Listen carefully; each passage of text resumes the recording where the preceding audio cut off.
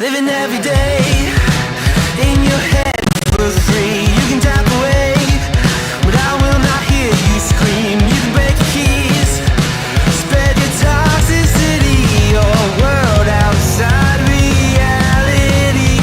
In your room, a little hideaway, but you let it through. Enough to go insane. Living in the dark hasn't treated you well. You're building your own prison cell. Hey, rage, don't waste it on me. Spite, lies telling you, don't waste it on me. Did I brush you off? Is it your lack of friends? We never met, even if you pretend. Am I in your debt?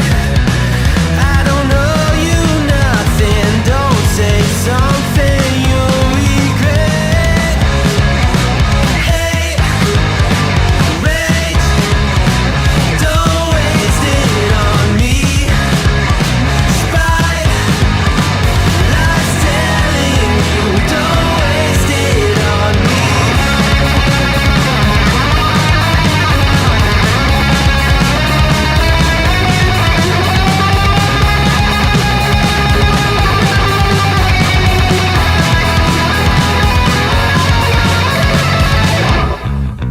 Hate, rage, don't waste it on me. Spite, lies telling you, don't waste it on me. Rage, don't waste it on me. Spite, lies telling you, don't waste it. I'm telling you, don't waste it. Lies telling you, don't waste it on me.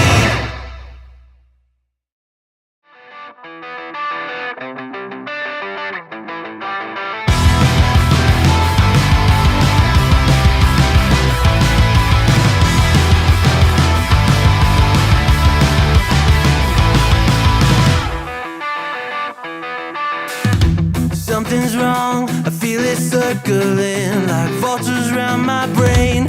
Couldn't see the danger in your eyes. Draw me in, got me spinning now like water to a drain. You were perfect till I realized you hadn't shown your face. You sing a pretty song to drag my heart along. A siren serenade, you're ringing out. You're in, oh, it's wrong. I was deaf to the ringing bells, wanting me to break, deafened by the sirens' soothing lies. I can't leave, I am in too deep, been sinking for a while. Prisoner to the same thing I despise, devoted to a fake. You sing a pretty song to drag my heart along. A siren serenade, you're ringing out your prey. Your love's a wreck and you know it's wrong.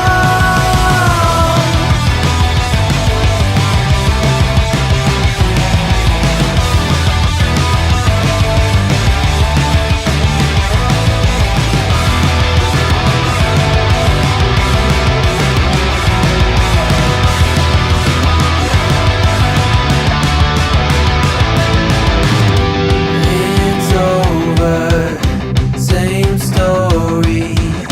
You lose to love and glory. It's over, same story.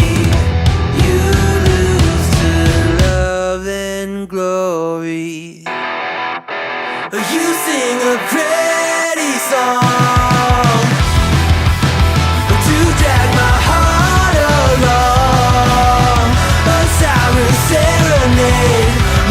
singing out to pray. Your lungs are wrecking, you know it's wrong. It's over, same story. You lose to love and glory. It's over, same story. You lose to love and glory.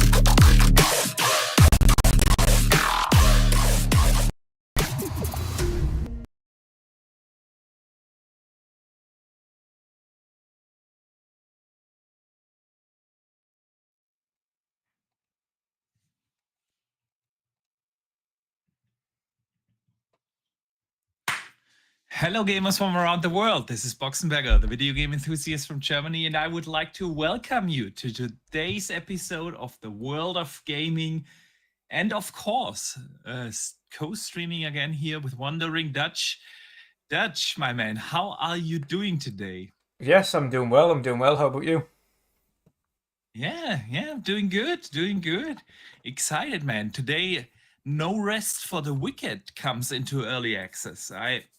It actually dropped like an hour before the podcast started, but I decided to not start the download because then I wouldn't have enough bandwidth, for streaming the podcast. So that's how much I enjoy doing this. Yeah, even putting a game I'm super excited for in the back burner. Kidding, of course. Let me welcome our awesome community. A big welcome to you guys. I see a lot of familiar names in the chat.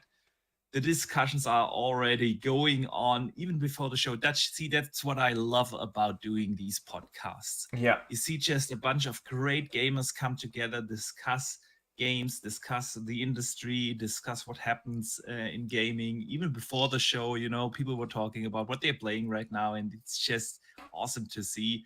So a big shout out to you guys, and of course a big shout out to everyone who listens after the fact, either here on YouTube or on Spotify, Apple Podcasts, Google Podcasts, where, Google Podcast is no more, but Amazon, you can listen to us on Amazon.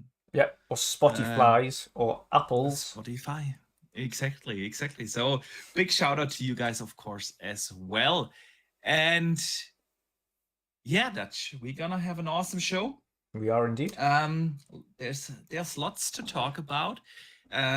Basically, just a few minutes before the show started here today, Warhouse announced Kingdom Come Deliverance. Warhouse Studios, Kingdom Come Deliverance 2. But of course, we will talk about the massive Fallout success and everything that's going on there. We will talk about Sea of Thieves and Grounded now coming to PlayStation, and we got quite a few infos there.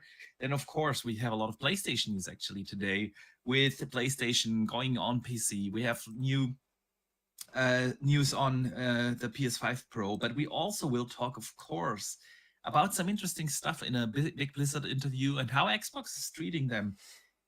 We have something I've not seen any podcast pick up, and I found that really, really interesting. There was a huge survey at the GDC, the Game Developer Conference. Game Dev have done a massive survey and about the thoughts of developers on live service games, and it's a quite interesting finding. So there's tons of stuff to talk about, but of course, first we need to talk about the games we have been playing. So as always, you guys can vote in the chat what you guys want to watch here today.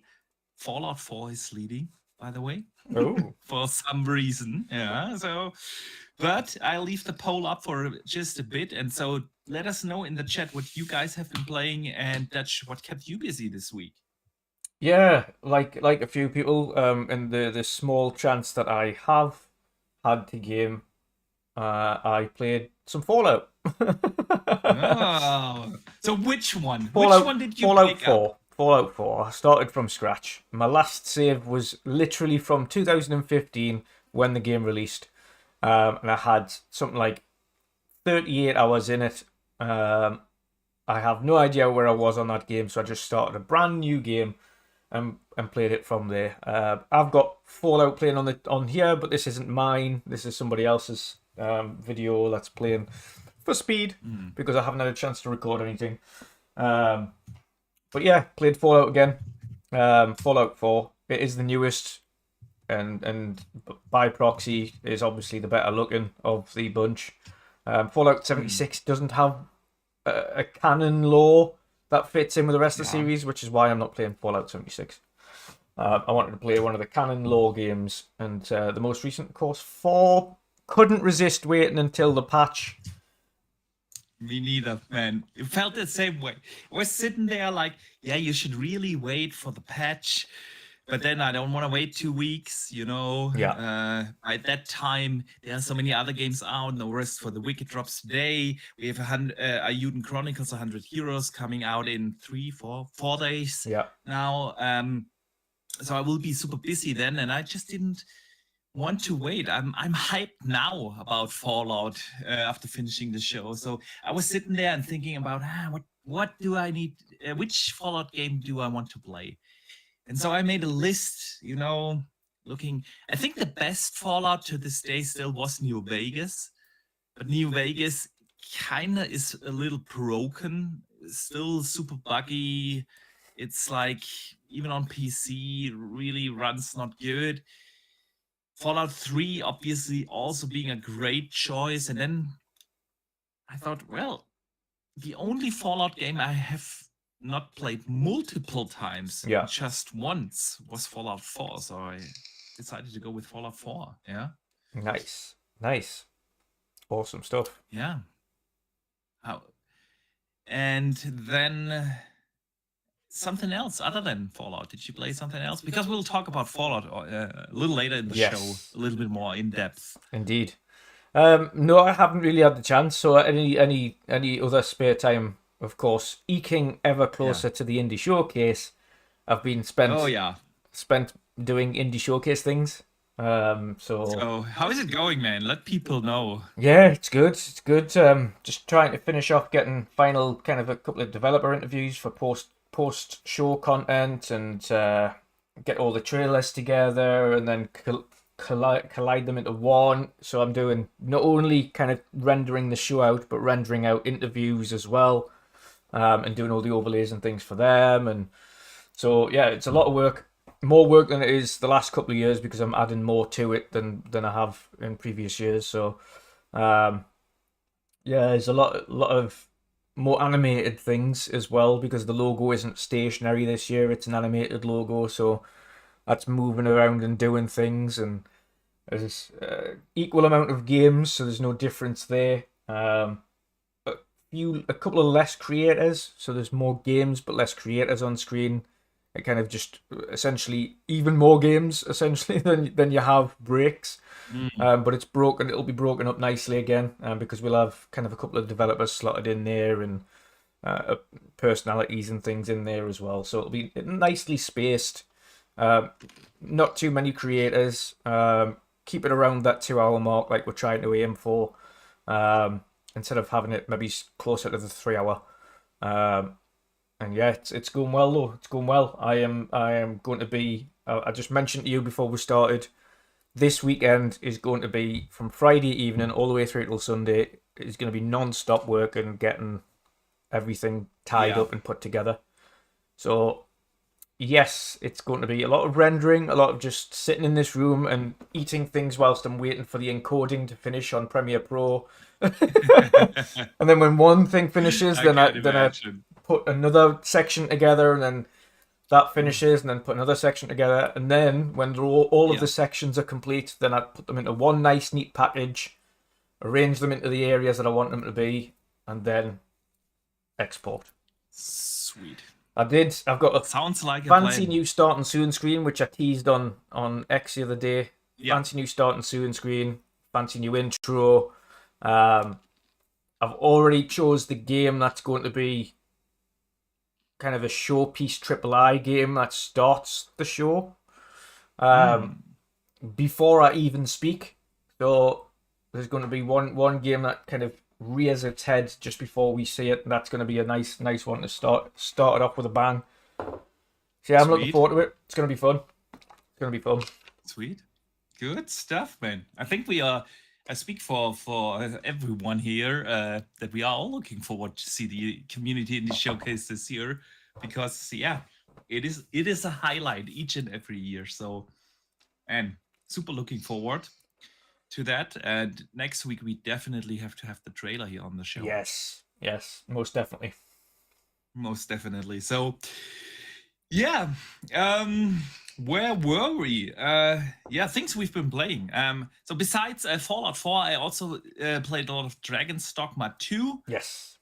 But yeah, the Fallout itch got me, so I put that on pause. And it was a bit just more. played. I was going to say there was a bit more to it though, because we had a chat about Dragon's Dogma as well, Yeah. and I'm kind of glad that I held off on getting it, because from what you're telling me and what you've said about it, as much as it's a great game, it's starting to grind a bit on you. It is. I felt like I needed this break. I'm definitely going to finish it, and I do enjoy it, but there are certain things just in the game, that got a little tiresome. Yeah. The constant walking from A to B, and yeah, they try to make the walks interesting by, bringing you a lot of encounters, but then after a while, those encounters are, it's not like a difficult game, but it just takes you like 5 to 10 minutes to take out the next Griffin that attacks you, and you just feel, I just want to get to that side quest that then takes you like 2 minutes to finish, but you need 30 minutes to get there with the walking and the fighting, and yeah, and that wasn't even the part that really bugged me, but there was one thing that just started to annoy me, and that is that you can constantly break the game. And I don't mean that it's bug, it's that the game is designed, you literally can break the game and not be able to finish the story, the main story. There was That's not like good. one NPC that, like, I was walking outside of Baktabal, which is one of the main cities where the main story takes you, and I was just walking there, and some random ogre attacked me, and I was like fighting that guy, and that in that fight, that ogre killed like 5 or 6 NPCs. Right. And I was just like, okay, so who cares? And then like 3 hours later, I noticed that one of the NPCs that the ogre killed was actually getting important, is a main quest giver later, and he was just dead. And you can resurrect people in that game, but only for a few days. So every like NPC that gets killed is you can find that in the morgue of the respective city. And Yeah. you can go in there and wake and use a wake stone to resurrect them, but then like the bodies are only in that morgue for a few days. So I mean in-game days, yeah. Yeah. And that NPC was already gone. So I lost like 12 hours of gameplay because I had to use the last manual save file I created and not the autosave files, to load the game. And stuff like that is, I don't think that should be in a game, but then other things Dragon's Dogma does really well. Like, it's not holding your hand. It's a beautiful open world. It's great world design. Like, the story is really good, and like the nights of Dalgin full of terror. Yeah, like literally, Yeah. So it's really not that it's a bad game. It just for me got a little tiresome. So I'm glad to take a break there. Yeah. But yeah, that was basically what kept me busy. Let us see what the community has been playing. Definitely. So, Got a what couple do here. we have here? Yeah. James has been playing Far Cry 5 again. Good stuff. Dustin Lambert is playing Diablo 4. You can never go wrong with Diablo 4, man. I can't wait for the next season, honestly. That's when I'm going to jump back in. Then Pyro has been playing Shining Resonance and Yakuza, the Yakuza spin-off Judgment, which is awesome. What else? Man, we talked about too much other stuff, so I lost a little track here. Sin has also been playing Diablo 4.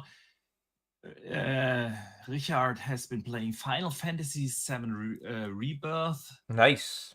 Good stuff there. Jonas, pardon me. Thanaros, Technomancer 3. Ozzy has been playing Lies of P and Fallout 3. See that Fallout itch is getting people? It's getting to people, man. It's getting there. The Ghost Fixer has gotten back into Mortal Kombat 1 and almost completed Tekken 8. Good stuff. And Jonas is also Jonas the Dad is playing Starfield and Stardew Valley and reinstalling Fallout 4. So yeah, man. Got any left in your chat, bro? Indeed, Fanto Sir's been playing Fallout 4, Final Fantasy 13-2. That's a strange one, Fanto. 13-2. And Spider-Man 2 this week. Sour has been playing Dragon's Dogma 2, Halo Infinite, and Fallout 76. He's going to try No Rest for the Wicked tonight. Yeah, me too. What else we got down here? Fanto said he also has about 8 hours at Dragon's Dogma 2, but needs to step away for a while as well. We've also got RSJ has been playing COD multiplayer and Final Fantasy 14 and some Fortnite. Christopher K was asking if did we play Black Mesa? I did not. It's Half-Life 1 remake. Oh, okay. Paraf has also been playing Days Gone for the first time. It's a good game. Underrated. Good underrated. Game. Yeah, definitely underrated. Yeah, and that's pretty much wrapping it all stuff. Up. Quick shout out to a couple of member chats before we move on. Yes, please. Pyro Mod. I have a couple of supers as well. So nice. Pyro Mod with a 2-month member mix-up recruit. Chat there, didn't see anything, just renewed, so thank you for that. And Fantosa, exactly the same, 25-month member chat as well there. So thank you for your members, guys. Much appreciated. Good stuff. I'll continue here because Pyro Mad also sent an empty channel member chat for being a member for 16 months. Shout out to you, brother. And then we've got H. Julia for being a member for 3 months, saying hello, and a big hello to you as well, and of course the entire community. And then we got our good friend Tronty Che in the chat, sending in a $5 super chat and says, I can't wait for Xbox to make the next console be full Windows. We can run Steam, and it's going to be the cheapest PC in the world.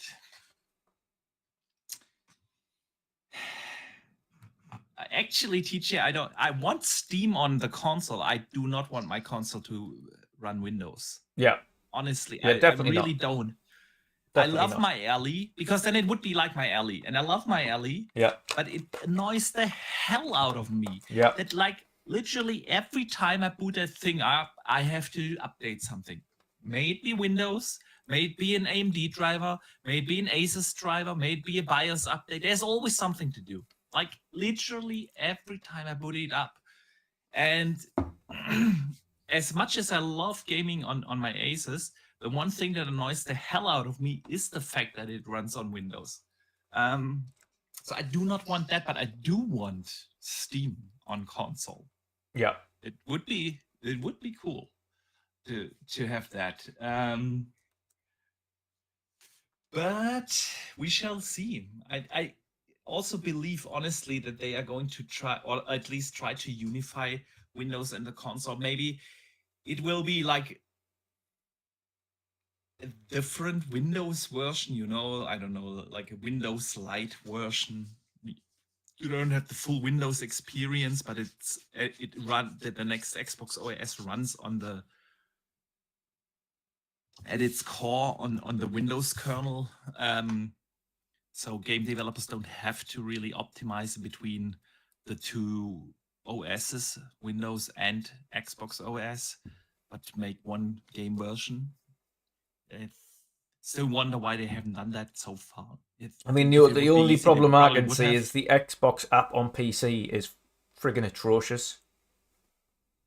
No, that's not what I mean. Yeah, Like- but I mean, I know what you mean. You want the operating system to be a Windows Lite, but then Xbox over the top of it. Yeah, and we're not talking about the window, about the user interface. Of course, I want that good as well.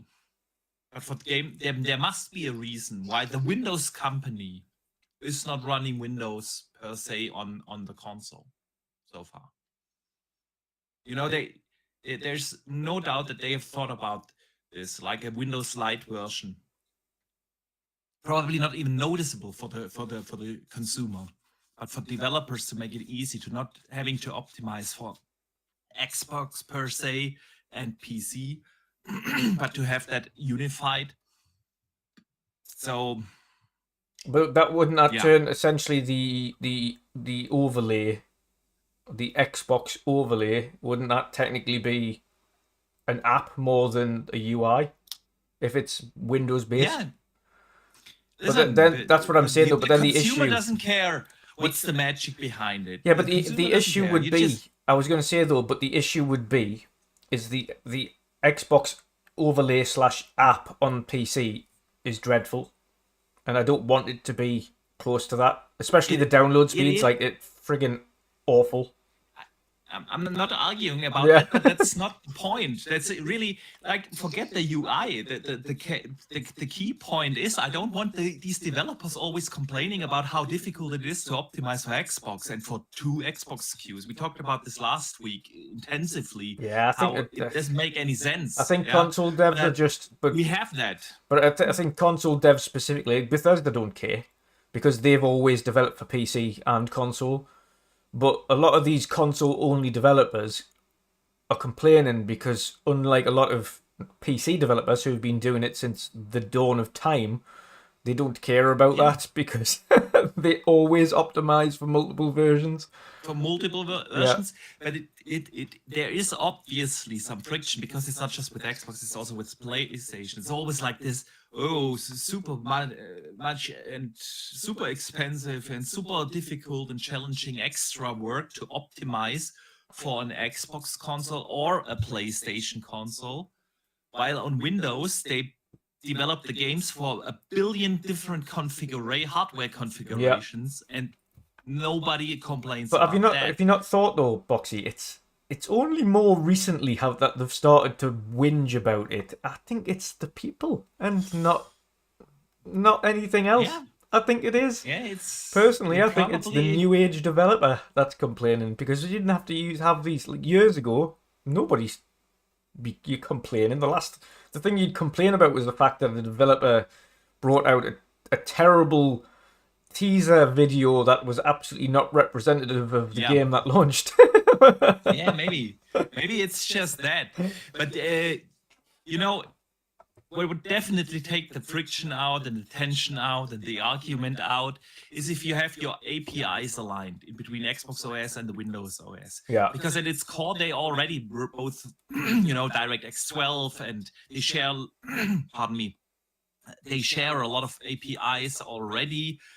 But then the addressing of GPU works differently, and the allocation of memory works differently, and it's not even related to the APU designs, because there are tons of APU PCs out there that you don't have to like specifically optimize for. So at the end of the day, I think that is going to be a target, and I've thought about this a lot when they founded this this new backward compatibility team a week or two ago.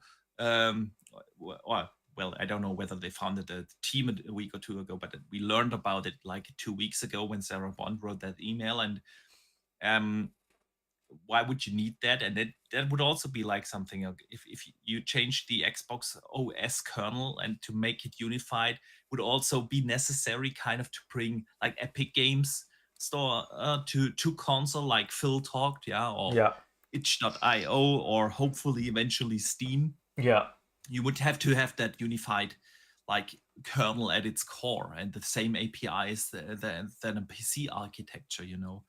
So all right, we shall see, Dutch. We shall see indeed. Actually, Dutch, let us start with something that just happened like a couple of minutes, actually, while our starting soon screen was running. Yes. Warhol Studio announced Kingdom Come Deliverance 2. And it would have been basically a surprise if IGN had not continued to be the douchebags of the gaming media industry and leaked that thing like earlier today. Like 12 or 13 hours ago, IGN thought it is a good idea to leak that game ahead for whatever reason. And even though they have the preview, you know, like, again, the douchebags of the gaming media industry. Anyways, Kingdom Come Deliverance got announced, and it actually wasn't just a trailer, it's a full like developer narrated thing. So we had both not the chance to watch that. We basically watched the trailer and started the podcast. So we will have to dive a little bit more in depth into that maybe next week, once we have a chance to properly watch the entire thing. But the first trailer, what are your thoughts, man? I mean, it looks the game looks very pretty. It's going to be super in depth, like the first one was. It is kind of more of a simulator RPG, as it were, because a lot of sim aspects in it. The first one was. It's not an easy game by any stretch of the imagination. Kingdom Come Deliverance 1 wasn't an easy game, and I don't expect this one to be easy either. But it's hyper detailed. People are looking forward to it. I'm glad they are. I'm glad the first one was successful enough to warrant a second one. And people really liked the game. So from what the brief bit that we saw, it looked great. I just wish. Indeed. I wish, honestly, that I was permanently working in the gaming industry or as some kind of content creator, and this was my job, and I could sit and have all of the time in the world to play all of these big games, but I don't. My only issue with all of these, especially like these are big games as well. Kingdom Come Deliverance is not a small game. Like the Fallout games we've all started, they're not big, they're not small. We've got more RPGs coming out soon. With Ioun Chronicles. I read earlier this week that a full playthrough takes you in between 50 and 60 hours with the side quests above 100. Yeah, so I can imagine that. There's 100 characters in it. Indeed, there are. So and no rest for the wicked is not going to be a small game either. So I totally feel you. But then Kingdom Come Deliverance, I'm glad that it got a chance, like you said, to get a sequel, because it wasn't a masterpiece by any stretch of the means. No, but there was something there, and I definitely hope they can improve upon that in the sequel. Yeah. Because like you said, it's more like a medieval simulator rather than like a high fantasy action RPG. That's not what that is. And I really did enjoy the story and the world building because it was something different. They really tried to emulate a true medieval like world, you know? Yeah. It's not like you're fighting any monsters or anything. And like the villages are really built in a way where you feel, okay, this is how a medieval village looked like. But my only complaint about that game was the combat, because they also went for hyper realism in the combat, and it wasn't like a hack and slash, press that button and he swings the axe. It's like super hard to learn how to swing a sword in that game. Yeah. You know, like when you said it's a hard or challenging game, it's not because it's like a Souls game that you need to learn like the rhythm, how to parry, how to dodge, how to, yeah, that's not what it made. It was simply the controls were so, they tried to be realistic, but was like, and I feel like if they could improve that, I appreciate them trying to do something different. Yeah. There, like it's really nothing like in any game I've ever played in before, like the combat, but it is so, yeah, well, inconvenient at the end of the day. So as great as the story was and as great as the world building was and everything, which I really enjoyed, the combat was super annoying to me, because like in the heat of the battle, you simply go back to what you've been trained to do in like every other game Yeah. that exists, like pressing buttons, and it doesn't work in that game.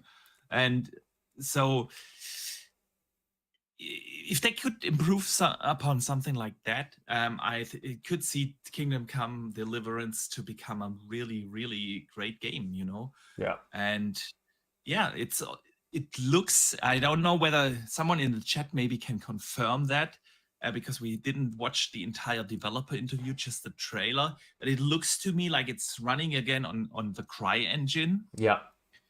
Which just like the first one, and it looks phenomenal. It does. It really does. Like super great textures, great lighting. And historically, IGN don't put up the best of previews, so it'll look even better. Because IGN notoriously encoding like one of the lowest bit rates you can get just to get it on quickly. I actually watched it on the Warhol Studio. Oh, did you? Channel. Oh yeah, I'm not giving IGN any clicks.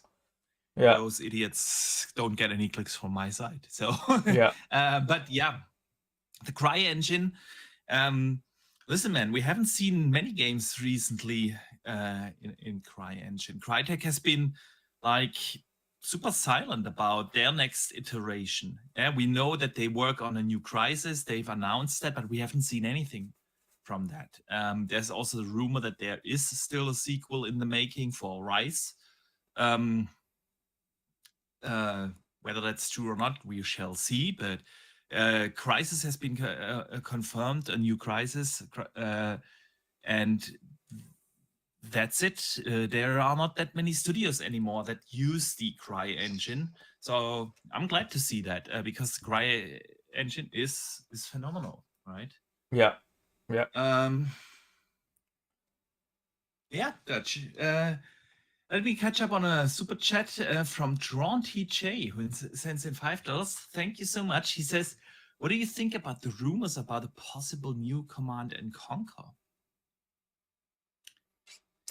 Be interesting. You want to go? Be interesting. I've seen that. Whilst I don't believe the source, honestly, at least the source I've seen. Yeah. I would love that. I think see, there are basically three like staple powerhouse staples IPs in the RTS genre. It's obviously Age of Empires, and that's obviously StarCraft and Command and Conquer. And with Tiberian War, I think they drifted off too much in the like game live service games direction. Yeah. But if they could go back to like Command and Conquer, Red Alert kind of deal, with a heavy focus on a great campaign, telling a great story, and that,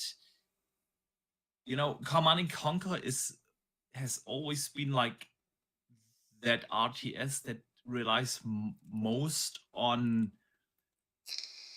like micromanaging your attack units. Like while in Age and also in StarCraft, you basically micromanage your settlements. Yeah. In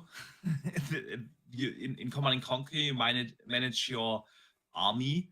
And I know that in Age, for instance, in Age, if you play like in the real high leagues, of course, you have to do both. But at its core gameplay, it's more designed to micromanage your base, and that's so. Yeah, man, I would be absolutely happy if we get a new proper Command and Conquer.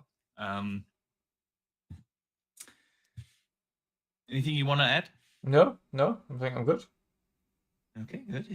Dutch. So let us talk about. And we are already 42 minutes into the show. We haven't even started. Man. So let us talk about Fallout. Yes. The TV series has been a massive success. Obviously, it's #1 on Amazon, and everyone's talking about it. It got great reviews. We mentioned it earlier. We also got the itch, and we got hooked. And again on Fallout. And also sales have been spiking left and right. We've seen different reportings, on Steam. Fallout sales have increased 700%, more than 700%. And even here in Europe, Fallout 4 is now back on #1 sales. Yeah. 7,500% increase in sales. Percent increase, yeah.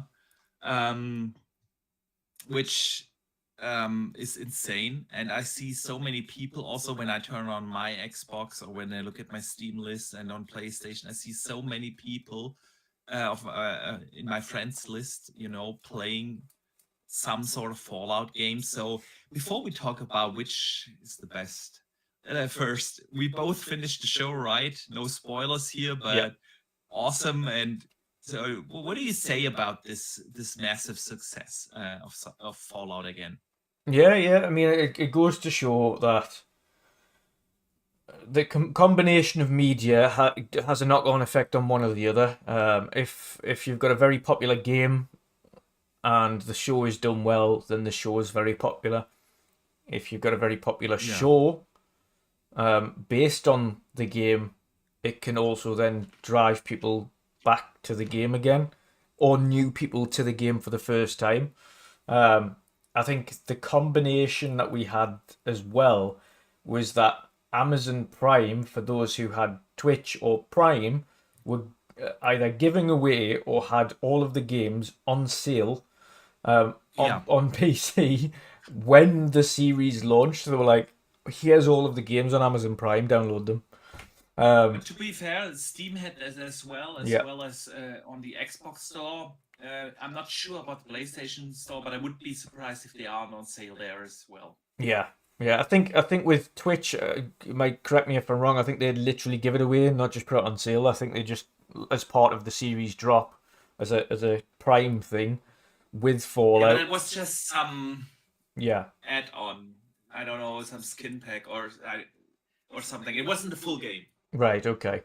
But yeah, it was. No, that was for Fallout 76, wasn't it? The skin add-ons. Yeah. Yeah, I think it might have been sale or something like that, but it was massively reduced all around, and of course because everything was so cheap, and I'm talking like not even $5 for the most part. Some of them were like $8. Like really cheap to just pick up a game if you haven't got it already and play the game for the first time. But the show itself was just so well done, and it had the feeling of exploration and adventure, and it had this same daft humour from the games. It was well acted. Visually, it was very pleasing. It had plenty of action mixed with, like I said, the adventure and the mystery as well, where you were kind of going back and forward between the characters. Some of them still in the vault, some like a couple of them outside in the open world. Then you had the Brotherhood of Steel, and then you had the is it what do you call them again? Was it MWE or Southwestern or whatever they're called? Um, The New Republic of that's the one. Yeah, New Republican. Yeah, yeah. you had those. So it was just so well done.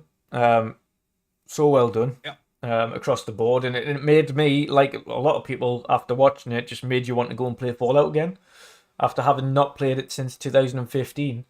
It made me go back to the game and play the game again. So that's what you need. That's what you need, and we've got fingers crossed that. I mean, the tail end. The good thing about, and we can't say that about the entirety of Halo, but the good thing about specifically the last episode of the Halo season 2, that also had the same effect on me. That last episode of wanting to jump back into Halo again and play Halo, because obviously the last episode of season 2 of Halo had the teased Guilty Spark for the next series. They teased, they had the fight with the Arbiter, they had these big battles in space, they had all of this stuff that you wanted from the series was eventually in it. Yeah. But right on the end of the show, so it kind of give you, okay, hopefully season 3 is more Halo than it is kind of this premise to it. But Fallout was the complete opposite. From the get-go, it was apparent it was Fallout. It was just fully Fallout. It was like the characters and the way the vaults are going, and then it described the differences between the vaults and how some of them are just nicey and other are just complete evil, and it's like human experiments, and it was fascinating to watch. And I'm looking for. It was just a damn shame that we've got to wait so long to get season 2 because it's literally just finished, and it's going to take them at least a year or two, if not longer, to do season 2. So it's going to be a while till we see that. It's gonna be longer. Yeah, definitely. So it's just. Other than that, I mean, it's testament to the fact that once we'd finished the show, we immediately wanted the next one, and we know that's kind of not going to happen anytime soon, which is a shame. But it just shows how successful it was, that people loved it. Absolutely. And I really, really quick on the show itself. I really liked how they did the character development. You know, where you left off. Okay, so who's really like the bad guy? Yeah. And how they, the legendary quote, "War never changes." How they introduced that towards the end of the show, because this was the one thing I was like, all the way through episode 7, I was like, okay, why did they never bring that quote? And then like in episode 8, it suddenly hits you why they waited so long to introduce that line. And it's like phenomenal show, great phenomenal show. And like you said, there are now so many games getting shows. We have a great Last of Us show, we have Halo, we have also likes of The Witcher, which, well, I know it's not based on the game, but it's based on the books. But let's be real, Netflix would have never made a Witcher show if it weren't for the super massively successful games. So, and we saw the same with Cyberpunk Edge Runners, like the amount of people that played Cyberpunk straight after that. Yeah, absolutely. Which was also, by the way, really good. Yeah. So we see that now that time where these different entertainment medias kind of intertwine, games getting made into TV shows or movies, or vice versa, and it's really cool to see. And do you have high hopes for Netflix's Gears of War? I do. I do want to have that. I feel like Gears is. I love Gears, yeah, and it is probably harder than like Fallout to make into a movie, simply for the fact that basically every Fallout game stands on its own. Like the entire lore, but with having like these hundreds of worlds out there, and in this game you play someone from Vault 4, in the next from 111, and the next, and they don't these games are not related in their story. They always, the lore similar to Elder Scrolls or something like that. Yeah, every game stands on its own, even though they are numbered. It really doesn't matter where you start. Yeah. While Gears is telling you this continued story. You had the original trilogy, and the new games, Gears 4 and 5, picked up where that original trilogy started. And to really understand that story properly, you have to have the knowledge of the first three, of the first trilogy. And that makes it, of course, a lot more challenging to put that into a TV show, because you could either retell the story of the games to make your own Gears game. You kind of, you kind of have to have the main characters from the games in there. Yeah. Whilst it was so easy, simply from the way how the lore is built, to have like new characters that are not in the games in a Fallout and make it totally believable. But if you don't have Marcus Phoenix in there, yeah, it's like, it's not, people will not be happy about the Gears and a Gears thing. And so, but if you have him in there to portray him correctly, and where do you put that a TV show, where do you put it in the storyline with respect to the games? Yeah, so it's this what makes a Gears show a lot more challenging. But I do have hopes for it, because obviously the last couple of TV or shows we got from that were ported over from video games to TV shows were great. Last of Us was good, Halo was good, Cyberpunk was good, Witcher was good, and obviously Fallout was the best in my opinion so far. But I do have high hopes. I do hope, but I think it's a lot more challenging. Yeah. I mean, the way they've done Fallout is they specifically had it so it fell after Fallout 4 and before the next Fallout. So it kind of works that way. Now, obviously, they've got Season 2, which means this one follows directly on, which will be good, which won't disrupt it. So the series itself will be set after Fallout 4, but before Fallout 5. So it's going to be interesting to see what they do to follow on from the series in the game world, and how they carry potentially some of the characters from the series into the game for the next Fallout, or whether or not they kind of put like little Easter eggs in there in the next Fallout from this certain areas or certain characters that they've got in the series for the next Fallout. But it's just a damn shame we're not getting a new Fallout for a very long time, because the next game they're making is Elder Scrolls. So that is so true. And while I'm super excited for the next Elder Scrolls, of course, right now it feels like, man, it would be so cool to have a new Fallout game alongside this awesome show.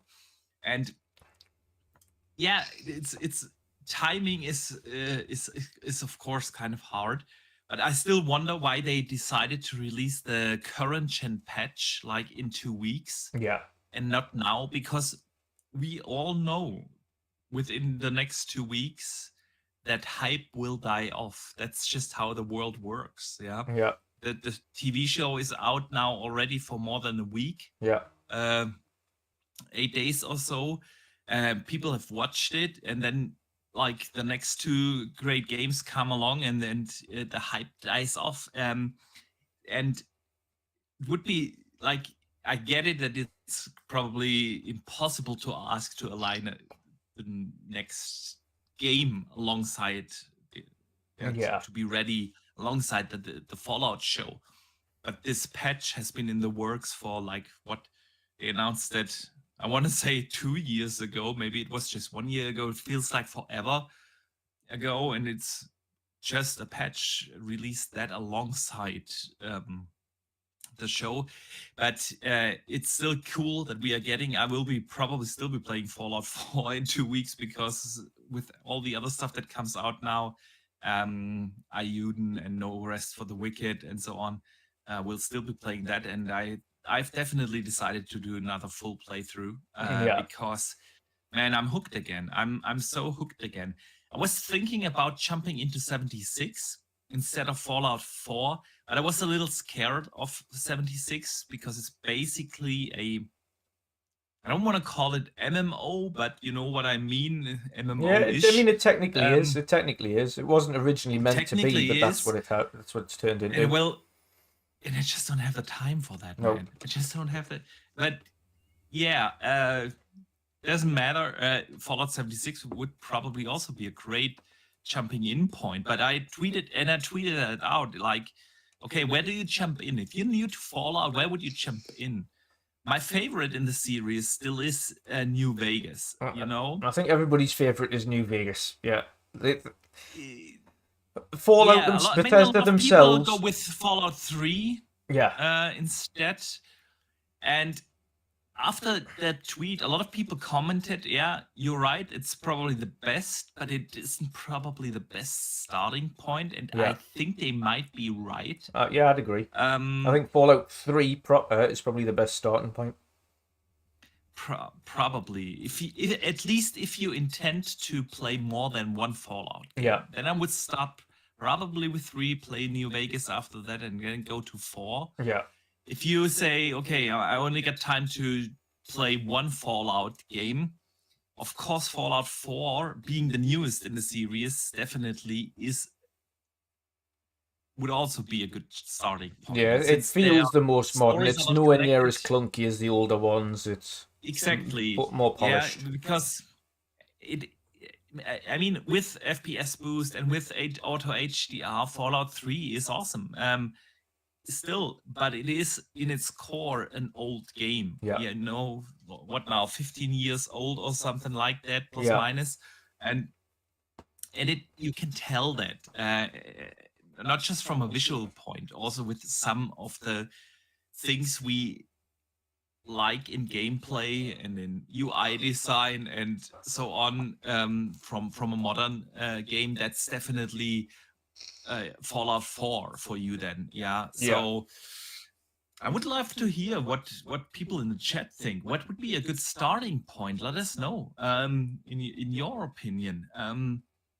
Because I feel like 3, if you play more than one, 4, probably the newest, and the best still is New Vegas.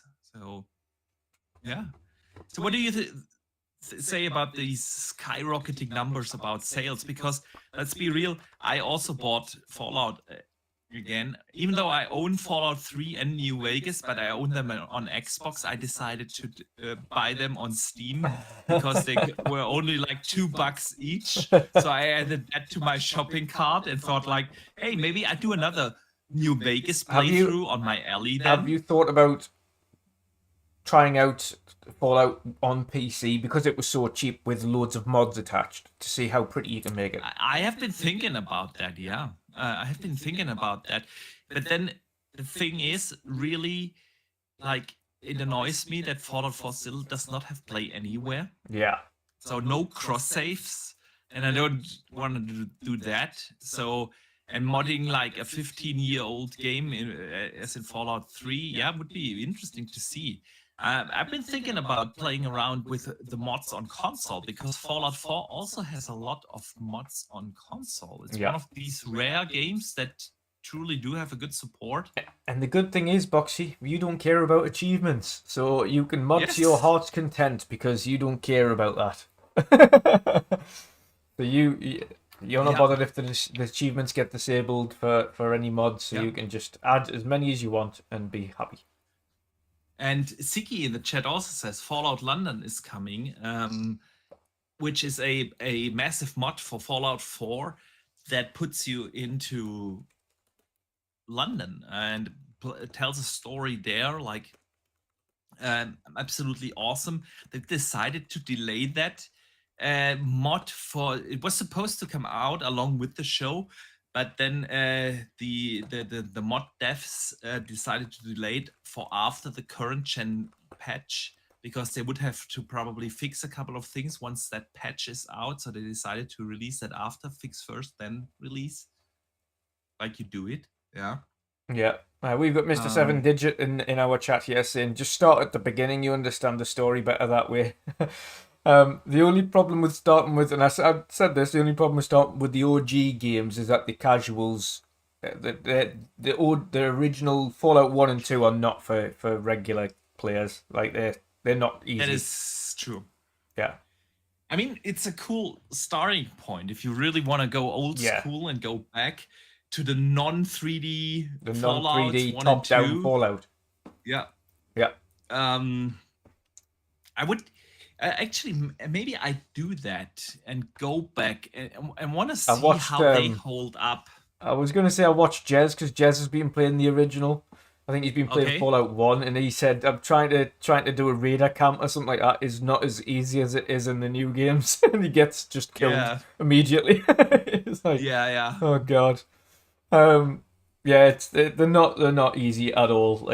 You forget, I think we forget as well, for those who don't play some of the older games often, old games specifically often, just how difficult old games used to be.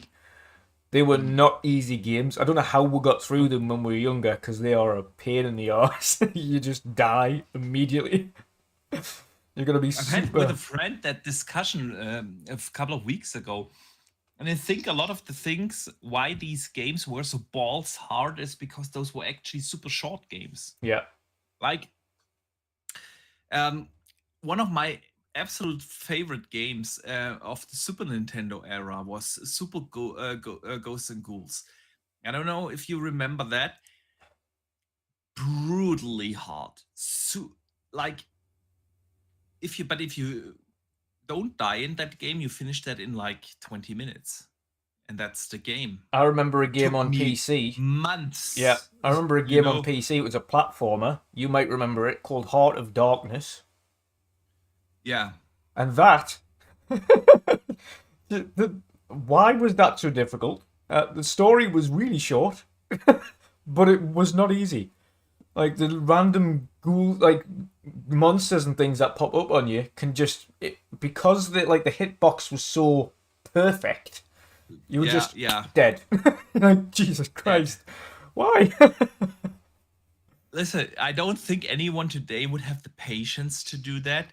But it was like a good method to since you didn't have those like multi-billion budgets to make a game. You didn't have on these cartridges, you didn't have the chance to do like 100 levels, and you just didn't have the space. So those games were per se short, and if you wouldn't make them hard, people would buy a game for $100 or what it was. We had a different currency back then. We said, not the euro. So, but you would buy those expensive games and then be done with them in 20 minutes. So maybe 30, and that's it. And so, yeah. But I agree, man. Nobody would have the patience today. Nope. All right, Dutch. Anything you want to add to the Fallout conversation before we move on? No, I just think it's ultimately fascinating how watching a great show that has a history of where the game has come from do so well have such a significant impact on how the game performs. And I think it's going to get a lot of studios thinking about that going forwards as well. It's going to get a lot of, especially Microsoft and Sony. And Nintendo, we've seen with Mario, But it's Yeah. going to have a lot of them thinking, we're going to have to team up with Netflix. We're going to have to team up with Amazon more often. We're going to have to get a few of these IPs having shows. I think it's going to be a much more frequent thing than we think, just based on the severe sale. Like, imagine looking at, like, going to Bethesda now and seeing 7,500% increase on just one title. Never mind the rest of them. They'll be like, whoa! My God, why didn't we do this earlier? I've seen earlier today a tweet. That wasn't meant in a console war thing, but it is kind of funny to think about it, because Xbox has now more games in the top 20 selling games on PlayStation than Sony. Yep. Because with all the Fallout games now, like Fallout 76 and Fallout 4 and Fallout 3 and shit, along of course with the Sea of Thieves and Minecraft pre-orders and Minecraft and everything, it's kind of funny to see. But let us use that as a segue. Yes. Because I actually wanted to talk to you about Sea of Thieves. Yes. So, Sea of Thieves is about to release on PlayStation, as is Grounded. Grounded also comes out on the Switch, by the way.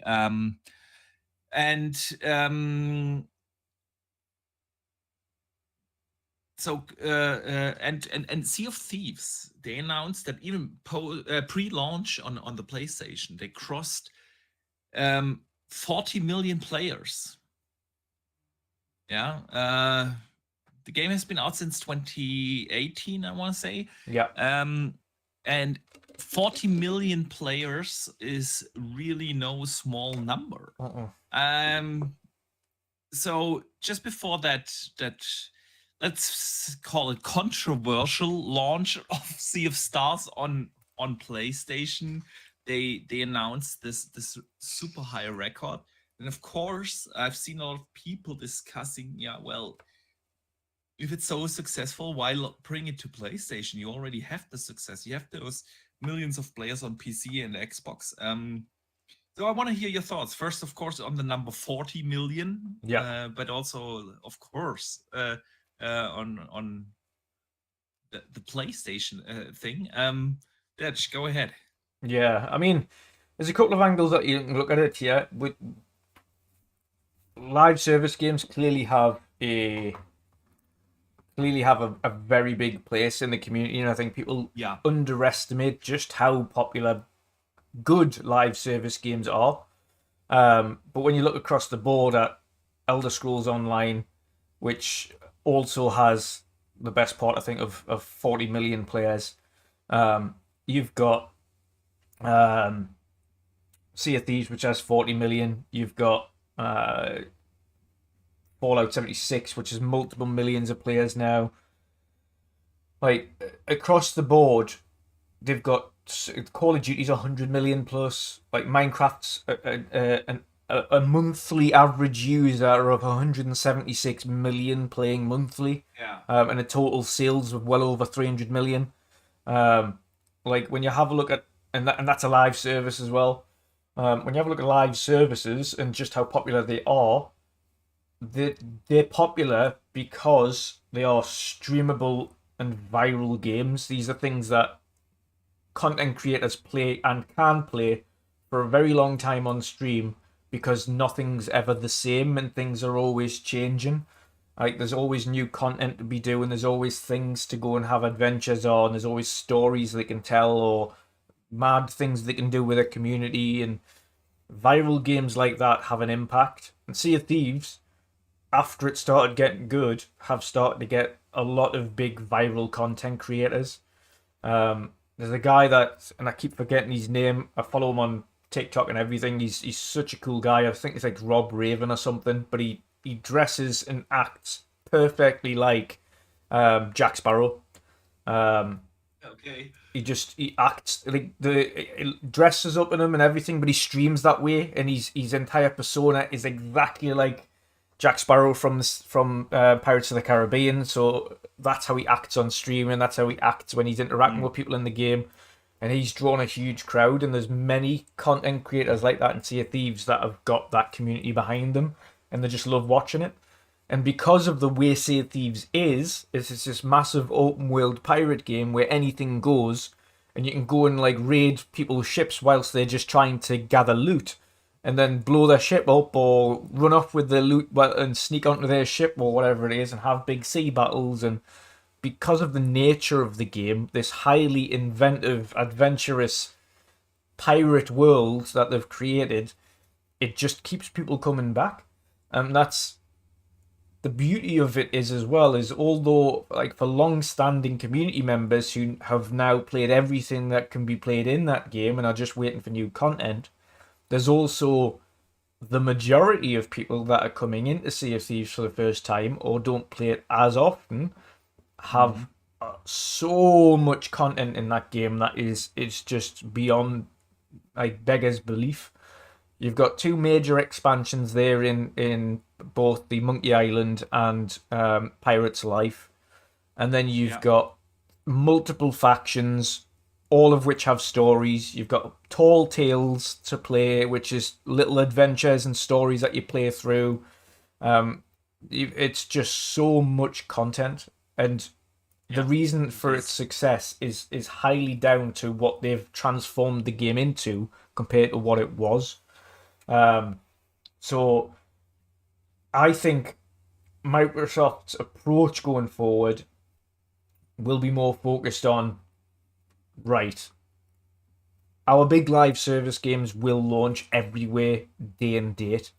And I fully believe that because Microsoft have yet to fail a live service game. The only reason they've yet to fail a live service game is because they don't give up on it when it's not doing well. When the games have struggled, like Sea of Thieves, like Fallout 76, like Elder Scrolls Online, all of them were terrible at launch. They were abysmal. Like Sea of Thieves, as a technical, was absolutely fine. Content was bare bones, was nothing there. And after the people played it, they went off it because there was nothing to do. They spent years adding tons of content, and now it's in a position where you could be playing it for years on end and you would never finish it. Fallout 76 is now in it, both technical and content-wise, in that same place. When it launched, technically, it was an absolute disaster. It was smudgy, broken, buggy mess. Elder Scrolls Online was exactly the same. You couldn't actually party up with anybody when you were doing missions. You ended up doing solo instead of as a co-op because it didn't have the functionality. Technically, it wasn't very great. But to be fair, both of those examples were still on Bethesda, not on Xbox. Yeah, but I do get your point, and I do agree.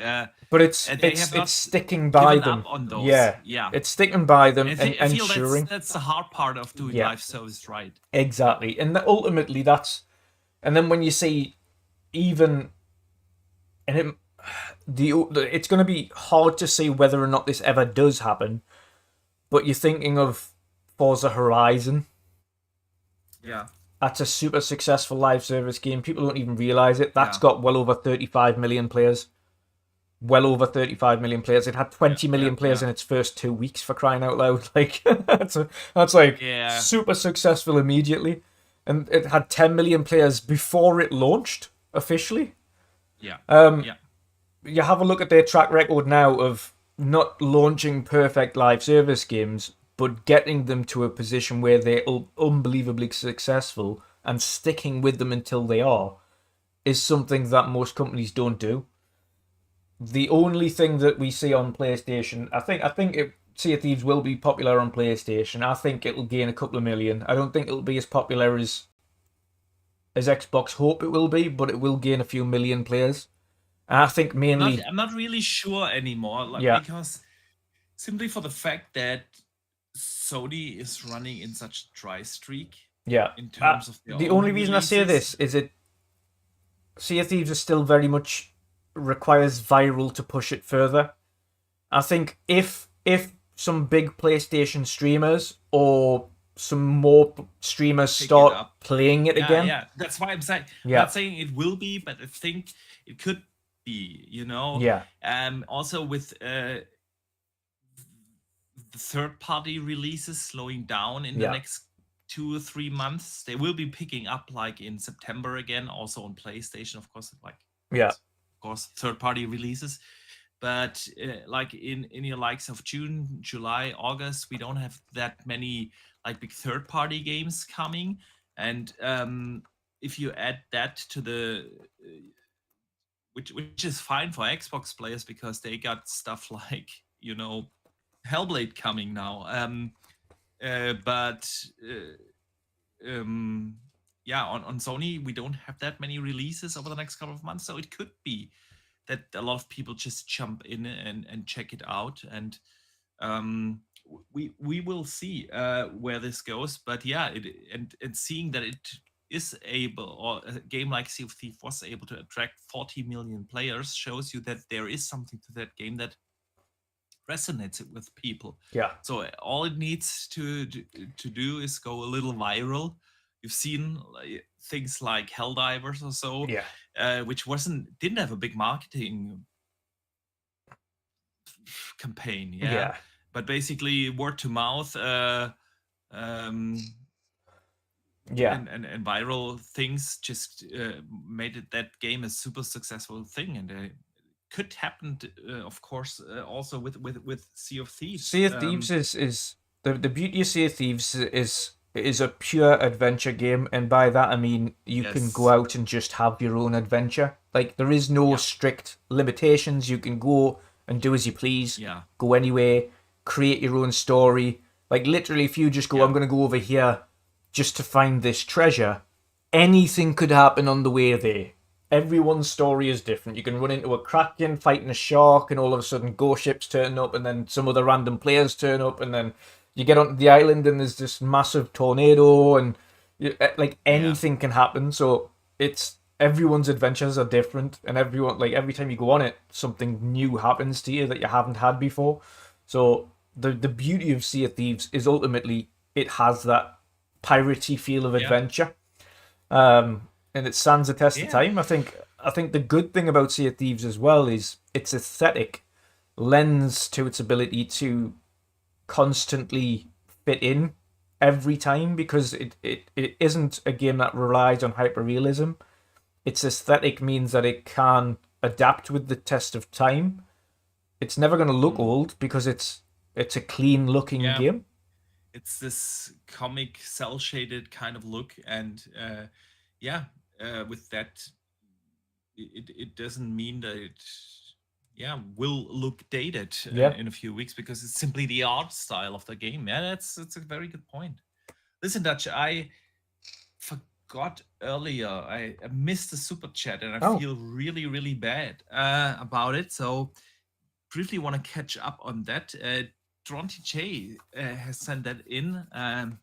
Actually, when we were talking about the Command and Conquer stuff, so I'm very, very sorry for getting to it so late. He said Tiberium War and Red Alert are both great games, and make a new one of each of the ones on Xbox were great. The last one on PC was trash. Yeah, the last one on PC definitely was the one that was like heavily trying to be a live service game, which just doesn't fit. Yeah. So I want, like you said, TJ, Red Alert kind of Command and Conquer. Yeah. Those were awesome, absolutely awesome. And again, sorry for getting to the super chat so late. I think but before we move on, I think with regards to Microsoft's strategy going forwards, I think, I mean, we have a look and we haven't heard it. The two games that have already released, Hi-Fi Rush and Pentiment, we've heard nothing with regards to how, if they've been successful, which suggests to me they haven't really done too well. With Pentiment, we didn't hear anything. With Hi-Fi Rush, there was this one thing, like it was, I can't remember, like place 3 also on most pre-ordered games, but then that really doesn't mean that much, because in that week not much else went on sales, so we really don't know. Yeah, but even then, like every week we've heard Sea of Thieves is like still the most pre-ordered, and it's still the most like requested, and it's still like the So yeah, so like they're gonna. I think This is the thing that Microsoft will be paying attention to. Will be going right. We've released a single player game, and it's not really had an impact. We release a live service game on the platform, and it goes mental. I mean, that's the thing. See, I love Hi-Fi Rush. Yeah. I truly do. But probably would also not have been super successful on Xbox if it wasn't for that stealth Gamepass drop. I'm surprised. I'm still. What did I say to you beforehand? I said it will do well, and Microsoft, I think personally, would be foolish to not put these little games on PS Plus. There's no reason for them not to have arranged a PS Plus drop because more people would have played it. Yeah, I know what you mean. From a financial point of view, kind of makes sense. Yeah. I'm still not a fan of those games coming to PlayStation. No, definitely not. But from a we've financial reiterated perspective, on that extensively on this show. If you're going to, though, especially if you're going to for the small games that did drop, the Hi-Fi Rush and Pentiment, like they need to. It sounds stupid, but the casuals don't pick up the small games. They just don't. The only way you're going to get the players. The only way you're going to get the players is put them on PS Plus. The casuals will not even know that a Hi-Fi Rush exists. Nope.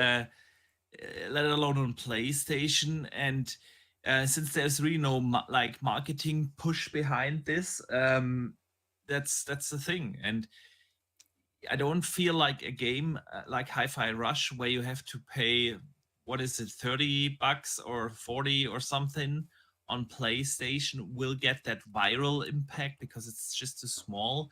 Yeah. A Sea of Thieves could be that because it is simply already a little bit a more well-known thing, and it's also the most pre-ordered. Being live, the most pre-ordered version is the premium version of Sea of Thieves.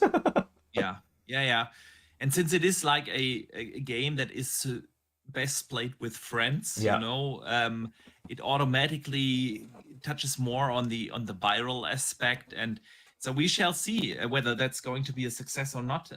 There's at least there's a lot of talking about it coming now to the console, which we didn't have with Pentiment and Hi-Fi Rush. So let us stick with PlayStation real quick. They've announced Ghost of Tsushima. They have coming to PC, and actually along with that, the director's cut or whatever they call it, and along with that, they will be bringing trophies to PC and have that at least in-game overlay, so you can have cross progression and talk to your friends and have party chats and so on. And that just tells me that PlayStation is going. It's the next step to move towards PC. You know what I mean? Yep. Xbox already has that for years, that you have achievements across PC and a console and actually cloud and everything. It was definitely something that is missing. Also with the new overlay, it's not a launcher. They don't have a PC launcher just yet. But trust me, it will come. It will come. Yeah. But it is definitely the next big step to make PC the home of PlayStation games. And I wanted to use that opportunity. Now, Ghost of Tsushima is out for what now? 4 years? Yeah. I think it came out in 2020, right? Yeah. Right before the console launch. So it's out now for 4 years. Took them a while to bring it to PC. But that's definitely going to change. So where do you stand on PlayStation moving more towards PC there? What are your thoughts? It's a no-brainer. I've been saying it for years. Having PC as a side option does not detract from people buying it on the console, because console and PC players are not the same people. You get a few overlaps, but those are hardcore players. They're not the same people. And those hardcore players will have it on both consoles. They'll double dip. We will. we'll double dip because we want to see the game. I'm not sure if I'm going to double dip again For that one. It's for Ghost. I loved Ghost of Tsushima. It's a great game. Don't get me wrong, but yeah, am I really going to replay another massive game? open world? Massive game that I could also play on the PlayStation that I already have. Do I really need to buy that? At it's full not. price? It's not if quite. It was like $10 or so. Yeah, I would double dip. It's not quite the Witcher level, is it? Check it out. No, not really. Not even close. Come on. That's a different story. You own The Witcher and everything you can own it on. True that.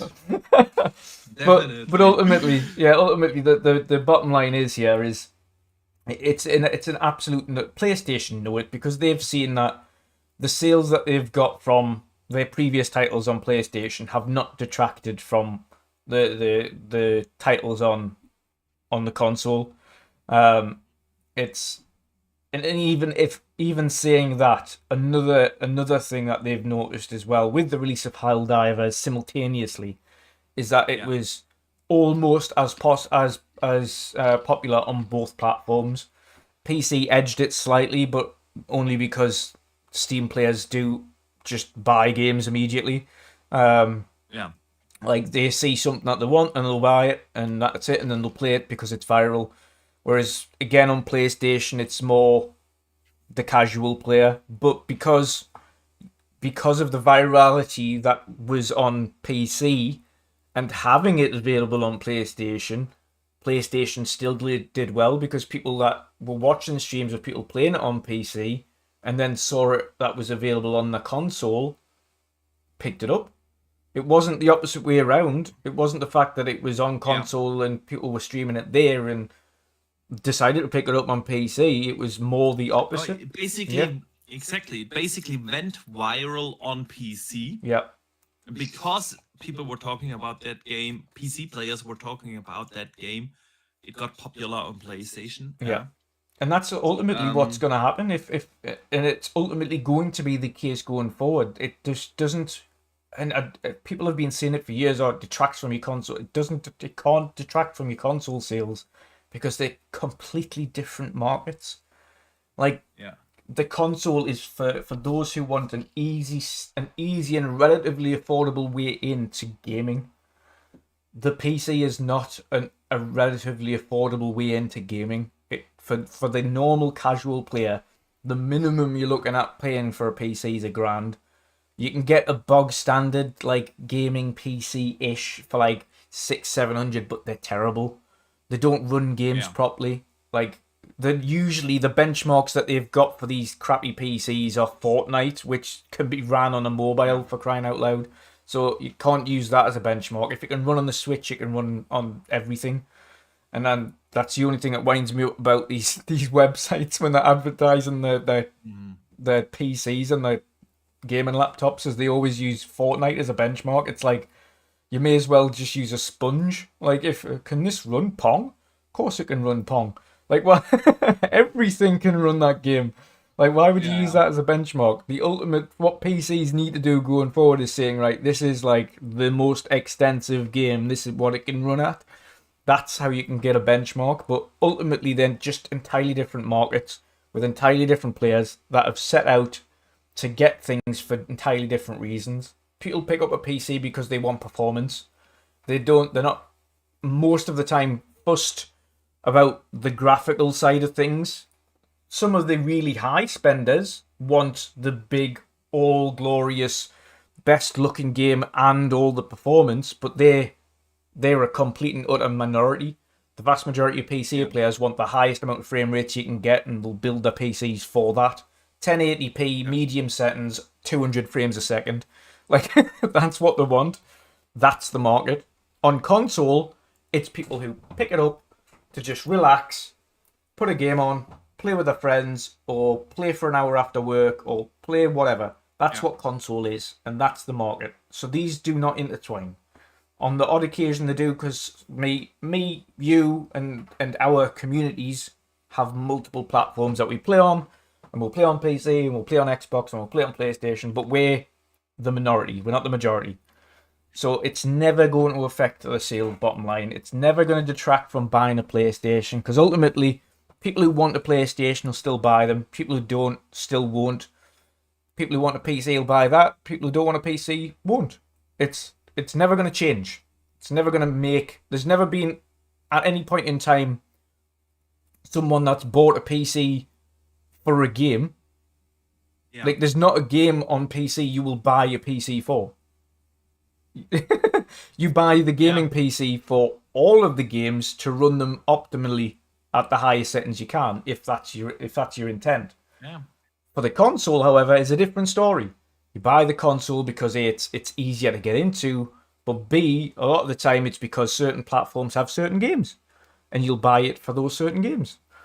That's what the casuals do. So the markets aren't going to change. It's going to stay that way. PlayStation's arc towards going to PC has been based on their releases on PC so far, seeing their performance, seeing their success, and thinking, right, okay, now's the time.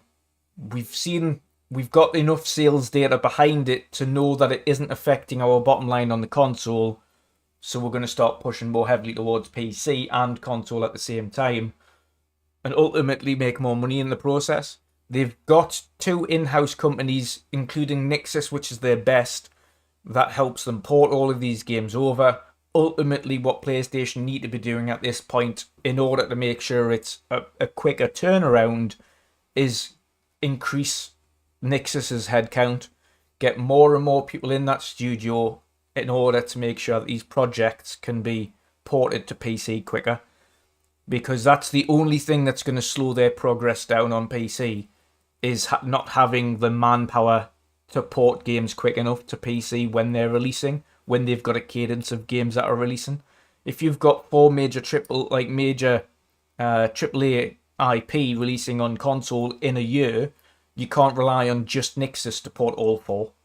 Like, that's too much of a workload for one company to port 4 games to PC in the space of a year, if that was the release cadence. So ultimately, the only thing that's stopping them from really rolling games out quick enough will be just the team that they've got porting games for them at the moment. Ultimately, I think the time frame is going to significantly reduce for ports now. I think we'll start to see ports. We've seen it quicker. Usually it's been like a year now. I think we'll start to see 6 months to 3 months, and then we'll go down to day one within the space of like a year or so. And ultimately, I think we can even see potentially the next release going to PC day and date. I have said this multiple times on this show. I place a bet that the next PlayStation first-party title, it doesn't matter whether it's a live service game or it's a single-player game, is going to come day and date. And with everything that's going on over there at PlayStation, with the new interims CEO, he was very, very vocal on how to increase their margins and make them more profitable, and it is that basically already left no questions about the PC strategy. Now with Ghost of Tsushima, they've introduced like the little things that they need to fix: cross save, have access to your trophies, make the PC experience when you play a game like Ghost of Tsushima, a Sony game on PC, make that experience a PlayStation-like experience. They have introduced that new in-game overlay. It really lets you access your friends list from PlayStation, your messages, your trophies, and so on. And with that, they've done a big step, and you will see that in every other game that they will bring forward to PC. And since they don't have like any first-party games that will come out probably in the next 12 months, there's really nothing announced from a first-party perspective, that will come to PlayStation this year, and probably not early next year. So let's say the next PlayStation game is out 12 months.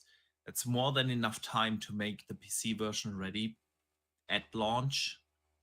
Yeah, if they would have like a game like, I don't know, a Wolverine coming out now in May, it would be ridiculous to think that they will have that PC port ready Yeah. with the change in strategy. But since the next PlayStation game is so far away, again, I think there's more than enough time to bring out a PC version, and I would take a bet on that. It would only make sense for them to copy what Xbox has been doing there, because they are simply leaving money on the table and seeing how their development costs skyrocketed over the years. The last Spider-Man costing $200 million to make. Yeah. There's no doubt you have to find new ways to optimize that. And like you said, I fully agree there. There's always this one guy out there in the community that would then not buy the game on PlayStation and rather on PC, or move completely over to PC and sell the PlayStation. But overall, I feel that this has been proven now with the pioneering that Xbox did, that PC and console are for the most part different market, and people will either have both, or they a hardcore PC master race guy would never ever go back to a console anyway, and a casual gamer or even a hardcore gamer that just loves consoles, which is basically me, would always prefer the console over the PC. I do have a gaming PC and I play on PC mostly the games I can't play on console. Like I put 700 hours in H4, on PC, and I know that it's now also on Xbox, but you know what I mean. But if I do have the choice, I usually play my games on a console because I just prefer the experience over the PC. Yeah. Even though my games look and run better on PC. And so, there are just, those are different markets, and it's a personal preference, and I don't think that you would lose a big footprint in the console space once you bring your games to PC day and date. And I think Sony knows that. They have been looking at what Xbox has been doing for the last almost 10 years now. Yeah. When did they start? They started basically, I think, with Quantum Break was the first one, and it was 2015, I want to say, so 9 years now. Xbox has been doing that stuff for a long time. And you can argue all day long that Xbox consoles are not growing and there's no necessity for them, but the console market for Xbox not growing has nothing to do with the games being on PC. That was the lack of games and the lack of games in general and marketing. Games and marketing. Yeah, those are the two reasons: games and marketing. It's also, by the way, this. Maybe I'm going a little off rails here again, but this week I read an interesting article. Hang on here, that the UK gaming market last year in 2023 grew 4.4%. That was by a report from the UKIE, and that they showed that the UK gaming market grew to a total value of 7.82 billion pounds, and that's an overall growth year over year of 4.4%. So the gaming market is growing as a whole. So I've said that before multiple times, that when Xbox says, well, our console space isn't growing, so we have to do other things. I do understand that you always want the biggest growth. The gaming market as a whole is growing. It's not the other way around. And the reason why they are not growing in the console space was simply the lack of games and especially marketing. Yeah. Yeah. I've got a super chat in here that's quite funny. Sure. Phase 23 BKMY with another $20 every week. Legend, thank you. He says, if you're so confident about day and date PlayStation, bet me $500 that Wolverine will be day one on PC. I am not a betting man, and I am not confident enough to bet $500. But I would never I place a bet about $500. yeah, 500. Yeah. Yeah. But no, I am confident that it will be within the next year or two. We'll see day and date on PC. I think it's going to significantly shorten first. I think we're going to see, instead of a year, it's going to be 6 months or 3 months, and then we'll see day and date. And I think it's ultimately down to how the next games sell on PC more than whether or not it detracts from PlayStation. I think as long as they can see the popularity that Helldivers achieved on PC retain for their next launches, then we'll start to continue to see shorter and shorter time frames. And I think ultimately it won't be too long before we see a first-party AAA IP from PlayStation, single player one, launch day and date, because it doesn't detract from the console itself. I agree. I definitely agree. And ultimately, the money is made with selling games, and if you Yeah. can sell more games, that's just Yeah. it's just what it is. Yeah, Dutch, let's stick with PlayStation. We also got now basically almost on a weekly basis more and more news on the PS5 Pro. Yes. So that's why we bring it up every other week, right? Yep. Yeah, a couple of things happened. Sony had the initial leak video from Moore's Law is Dead taken down for copyright claim. Yeah. Fair. Make of that what you will. Yeah. A lot of people took it like, okay, it's imminent. The announcement is imminent. Others were saying like, yeah, they don't want that rumors out there because the PlayStation Pro isn't happening at all. So this week we got two things. The first is more or less on a release window. We all expected this fall. Certification for the console is probably going to start in August, is what they say now, which would then align with like a release in November or so. Yeah. Which, let's be real, every console has come out in November except the Switch. So you don't have to be an insider to guess that, right? Yeah. It's an educated guess, which is basically what most quote unquote insiders these days do.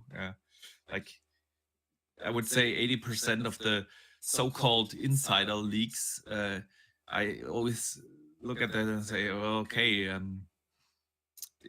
that's an educated guess. And just today, I've seen stories like, okay, the GTA 6 map is going to be massively bigger than the GTA 5 map. Yeah, look, that's you don't have to be an insider to guess that. That's an educated guess, and everyone here in our community could do better insider jobs. But okay, let's listen. The actual news about the PS5 Pro that I wanted to talk to you about is, of course, we will get like with last gen, if the PS5 Pro comes out, these enhanced versions of games. You know, Yeah. the PS5 Pro enhanced label. And we got some infos on that. I'm just reading here now really quick from an article I pulled off from WCCF Tech. They said Sony is reportedly asking devs to create a PS5 Pro specific graphics mode for the titles going forward, in addition to the usual quality and performance, etc. modes. Most PS5 games already have that kind of mode. While Sony would like devs to focus their attention on 4K resolution, perhaps with the help of the new PSSR upscaling tech, 60 FPS and improved ray tracing, according to The Verge, this is not strictly required. What won't earn a game the PS5 Pro Enhanced label is keeping the same basic specs, same target resolution range, same target frame rate range, just with better results. So if a game is 1440p to 4K, the base PS5 and Pro, but runs closer to the high end of that range on Pro, that doesn't count. Yeah, so less dynamic backscaling is not going to get you that enhanced label. And if a game targets 60 FPS or 60 FPS on both the base PS5 and the Pro, and the Pro simply runs more smoothly on the latter, it doesn't also count. So this is what's going to happen with this label. Sony want 4K resolution, they want to have 60 FPS and improved ray tracing to earn you that label. And Dutch, I'm not sure about what you think, but looking at how Sony behaved this gen, Yeah. I would be surprised if these PS5 Pro enhanced labels are free. I don't know what you think. Yeah, I don't think so either. Will they? I don't think so either. I think there'll be another upgrade fee. I don't think there'll be free upgrades. And I also like the fact that they also, despite having this super powerful Pro version that has been touted, still not given a strict guideline of at least get everything to 60. They've said it's okay if it can't hit 60.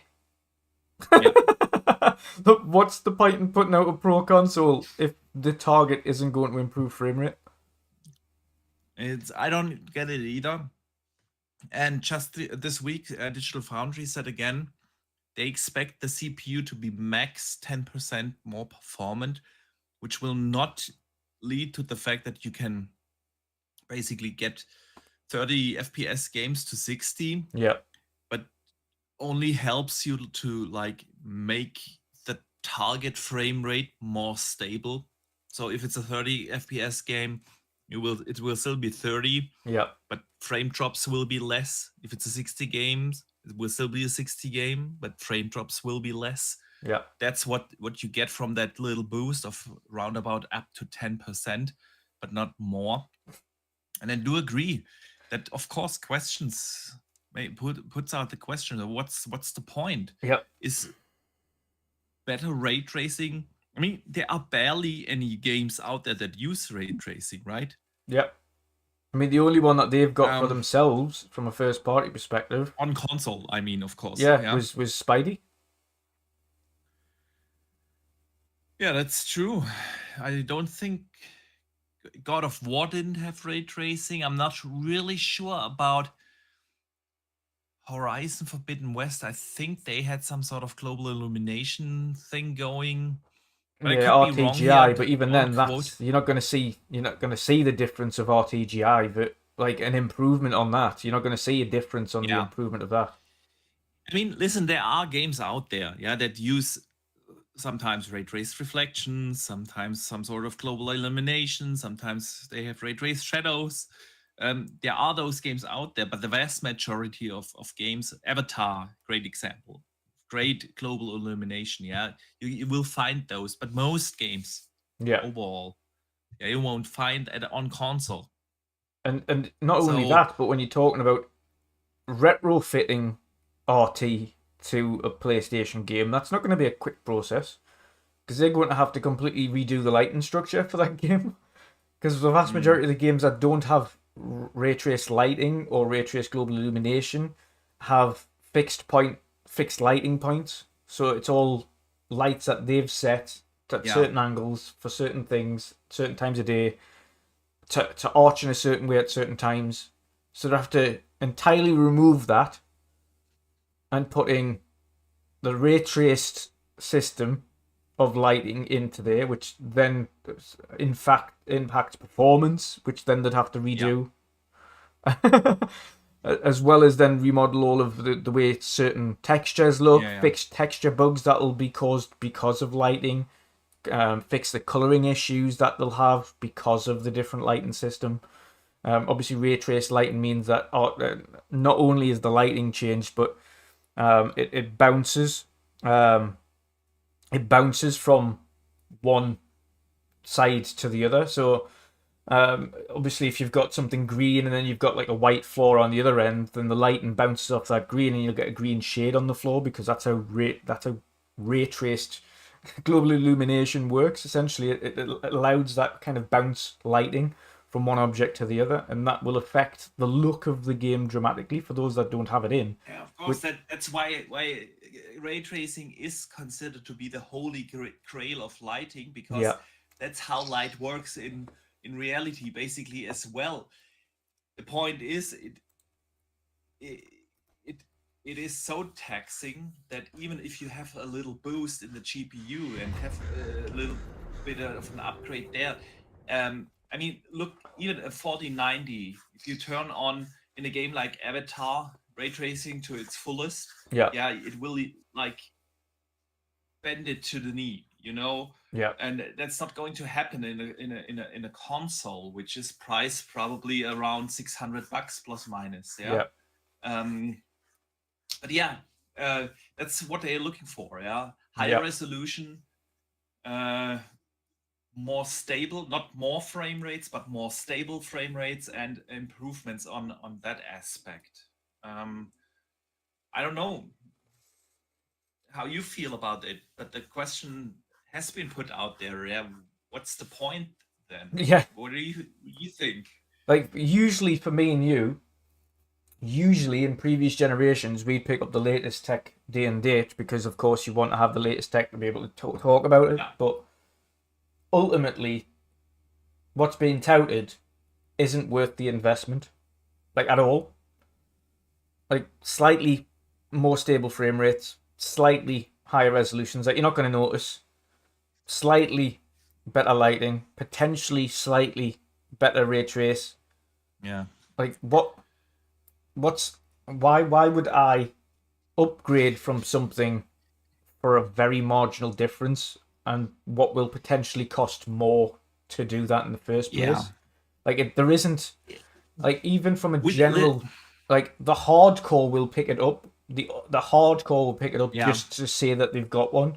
But outside of those, anybody logically looking at the performance gains that you're going to get by upgrading, it's not worthwhile. Like, you're not getting an improvement that's good enough to waste your time getting rid of all, like, uninstalling all your games, resetting your console, handing your console in, trading it in, getting another console, plugging it back in again for, like, barely noticeable differences on there. And even PlayStation are apparently saying that they're not even mandating 60. They're saying, like, we don't mind if you don't hit 60.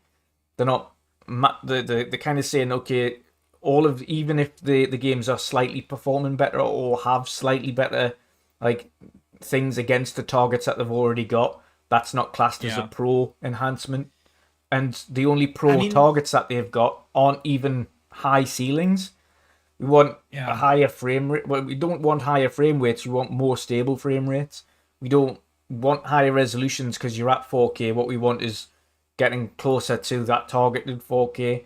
We don't want you to implement ray traced lighting, but for those games that have ray traced, we want better versions of that lighting system that are clearer versions of ray traced, either reflections or global illumination or the lighting itself.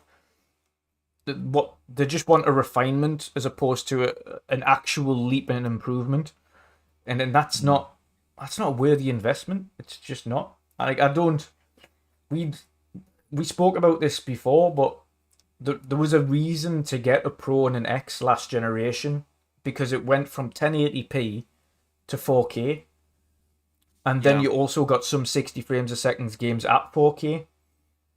This generation, we've spoke about it numerous times, unless there's going to be a dramatic shift in the performance output, there isn't really a reason to get it. And judging by what they're saying... Listen, the reason for the mid-gen upgrade would be to get 60 FPS in every game. that would be the reason this gen. We don't have the resolution jump. 8K is not a thing. Yeah, I get that. That was the reason for those in the last gen. This time it would be 60. To have that as a baseline for consoles, and then let the 120 frames be the performance mode. Do you know what I mean? Yeah. That would be the reason.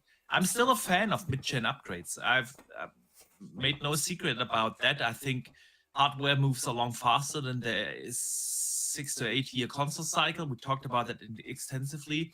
And this time, when I heard this about this PS5 Pro label, it brings up the question. So what's the point? I mean, you could look at it like that. Many games on PlayStation do have like a performance mode that is unplayable,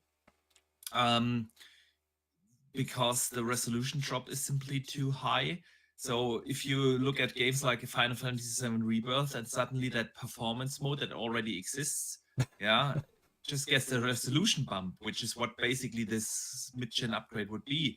You would be at that point where you can play the game actually at 60, and it doesn't look like a smudge, blurry mess. Yeah.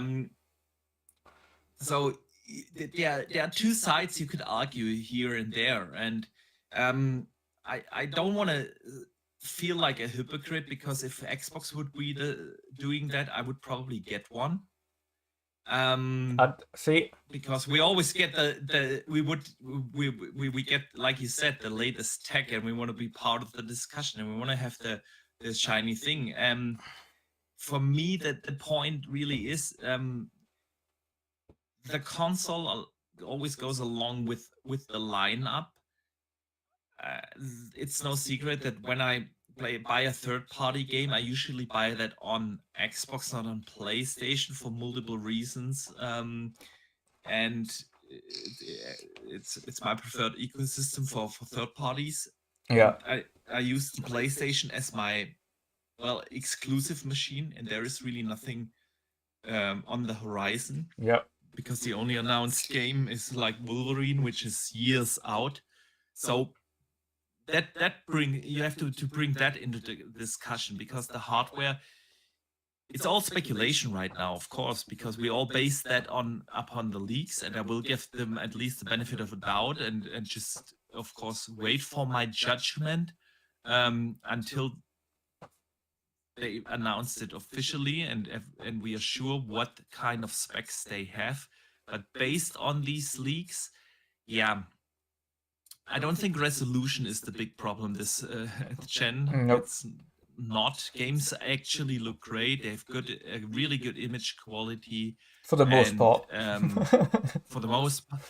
For the most part. Yeah.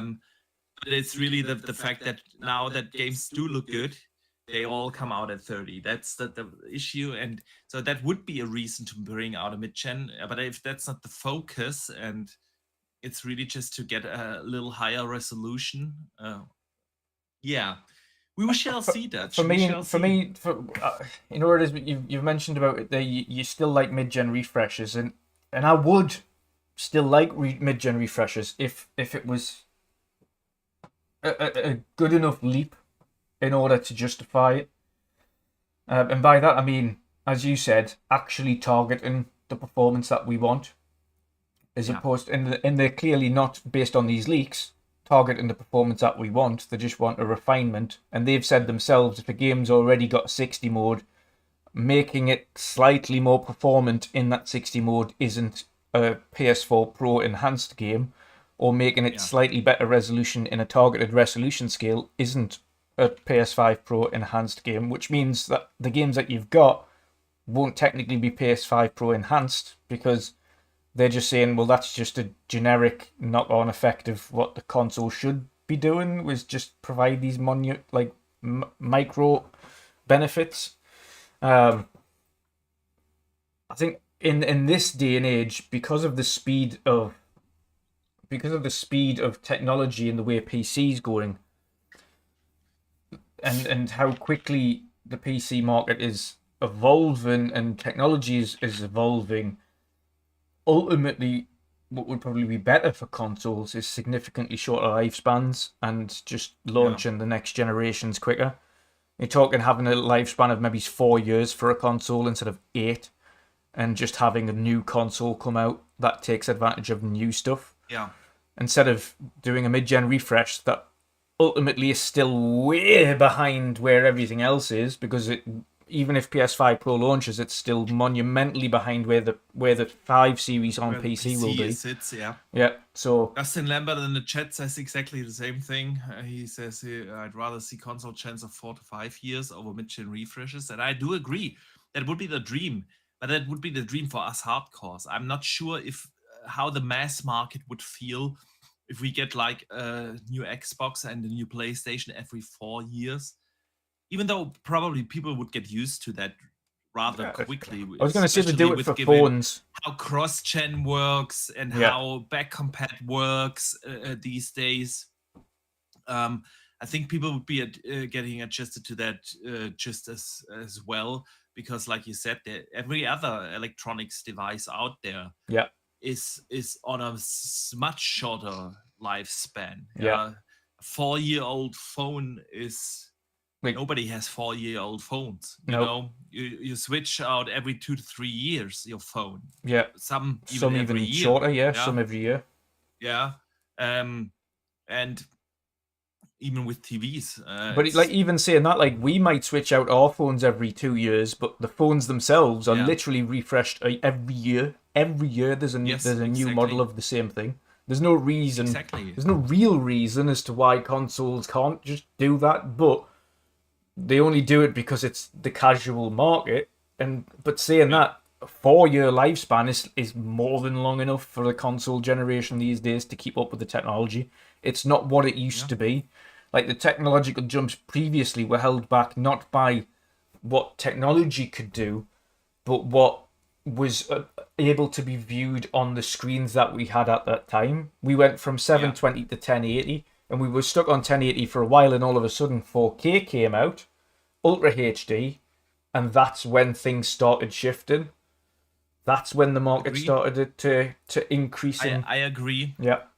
And what also a lot of people sometimes forget in the discussion, when you really look at the history of consoles and you go back to the NES days, and then we move to the PlayStation 1, then we move to the OG Xbox and the successors and so on.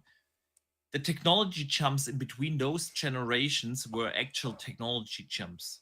You know, if you look at the jump from an Xbox One to the Xbox Series X, yes, it's a lot faster. It has more memory. It has an SSD now. It has a better GPU, better CPU, everything. But it's basically still the same console.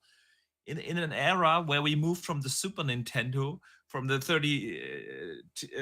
16 and 32-bit era into the 64-bit era, and suddenly we had 3D graphics. That was a jump. You know, that was like a very, very different thing. And then we moved over consoles from their unique design. Even with the PlayStation 3, we still had that, like that cell processor. Yeah, like that was a common thing to have like very unique architectures within consoles that differentiated them also from PC a lot, you know. And suddenly now we all run on the x86 architecture, and we have basically PCs running a different OS, and that is there really is no reason to have that long as 8-year console cycles anymore. But yeah, Tron TJ sends in a $2 super chat and says, just open the Xbox. Yeah, I remember we had a discussion a while back, a couple of months ago, on you could also think about upgradable consoles. Yep. First 23 BKMY put in a $2 super chat earlier, and he said, like clockwork, it's about time you shit on the PlayStation Pro. It's to be fair, me and Boxy will always be brutally honest about everything, because we don't, as much as we have our preferred platforms, we don't pander to saying something's great when it's not, regardless of who's putting it out. If Xbox put out something that's mediocre, I'll talk about how mediocre it is, and We've mentioned, especially like I say, when Redfall fucking released, that was an absolute shit show. And the console, think we've called out the Xbox for the fact that it also didn't say what it was meant to do. And ultimately, this generation, we were originally promised that games would be running at 60 frames on both. Originally promised. Yes. And that wasn't only in performance modes, which we've ended up with. This was games would be targeting 4K 60. Full stop. Not okay, a performance mode's going to be there. That's not what was originally touted. The original tout was the standard across both, was we're going to be playing these games in 4K 60. Like, I didn't care whether or not that was an upscaled version of 4K or what. I've always, for years, said 4K is a pointless waste of time. It's pointless. Use upscaling technology if you want to get 4K, but ultimately 2K is absolutely fine, and then just red scale it up. That's ultimately what they should be doing, and aiming for 60 frames at 4K that way. But we haven't had that. What we've had is 4K 30 for the vast majority of the gen, for most games, and then we've had performance modes which have been good in parts, but a lot of them have been lackluster and have had severe drawbacks of being smudgy. Honestly, most of them, especially with in the major AAA gaming space. Yeah, if you think about games like Avatar had a performance mode, but it was unplayable. Final Fantasy VII Rebirth, unplayable performance mode, and so on. Or others simply don't have it. Yeah. Like Dragon's Dogma it came out, Starfield came out, Alan Wake came out. Well, Alan Wake actually had a 60 FPS mode, but it looked also everyone played it still at 30 because you lost all of the lighting. You lost all of the lighting stuff that they put in it, and they said okay, you're going to lose all of the lighting stuff we've put in the 30 FPS mode, and it's going to. But at least it had the option. We gotta give them that. At least, that's the thing. Yeah. Let me touch it before we'll discuss this. Yeah, well, I wanted to touch on the shitting on the PlayStation. I think we shit a lot on the stuff we don't like about either systems. Yeah.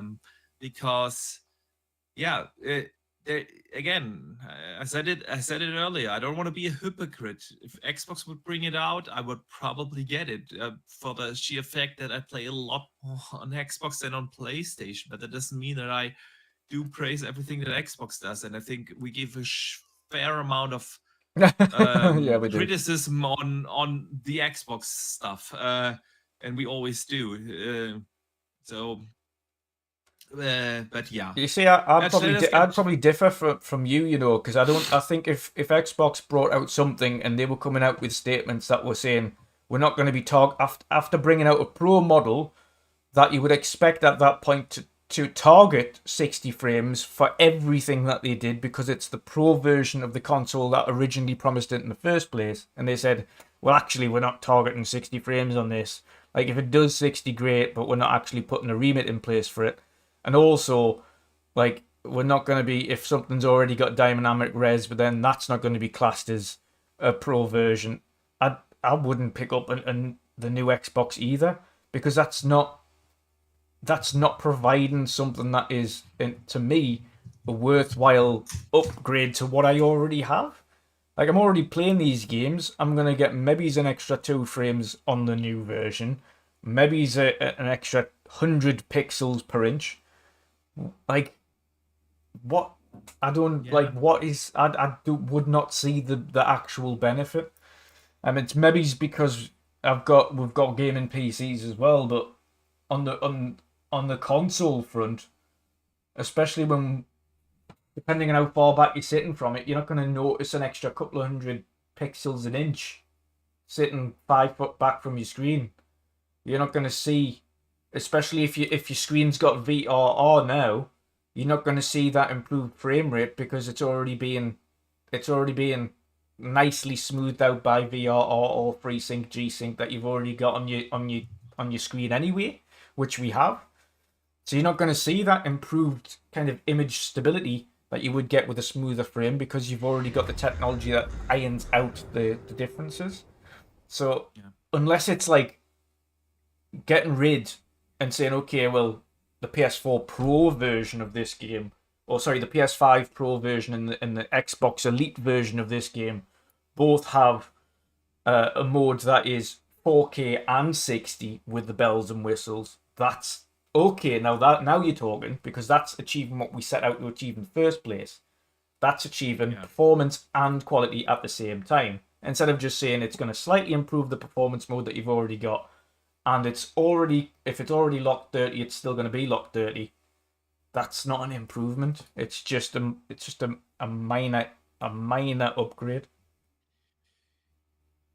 Yeah, again, the resolution bump depends really on how big the resolution bump is. You can see it, especially on bigger screens, and image quality is important. That's why we say an Avatar or a Final Fantasy performance mode are unplayable, because the base resolution is so low. So yeah, resolution is important to a certain degree. But yeah. Dutch, let us. I've got a super chat, but I've also got a comment from Luke Steele, so I'll bring both up. Face 23 BKMY $20. He says, "You judge on the PS5 Pro specs alone. You ain't see the games run on it yet. Once you do, then you can judge." I'm basically judging it as it stands right now on the fact that the CPU itself, which is the bottleneck, is only going to be 10% performant at most.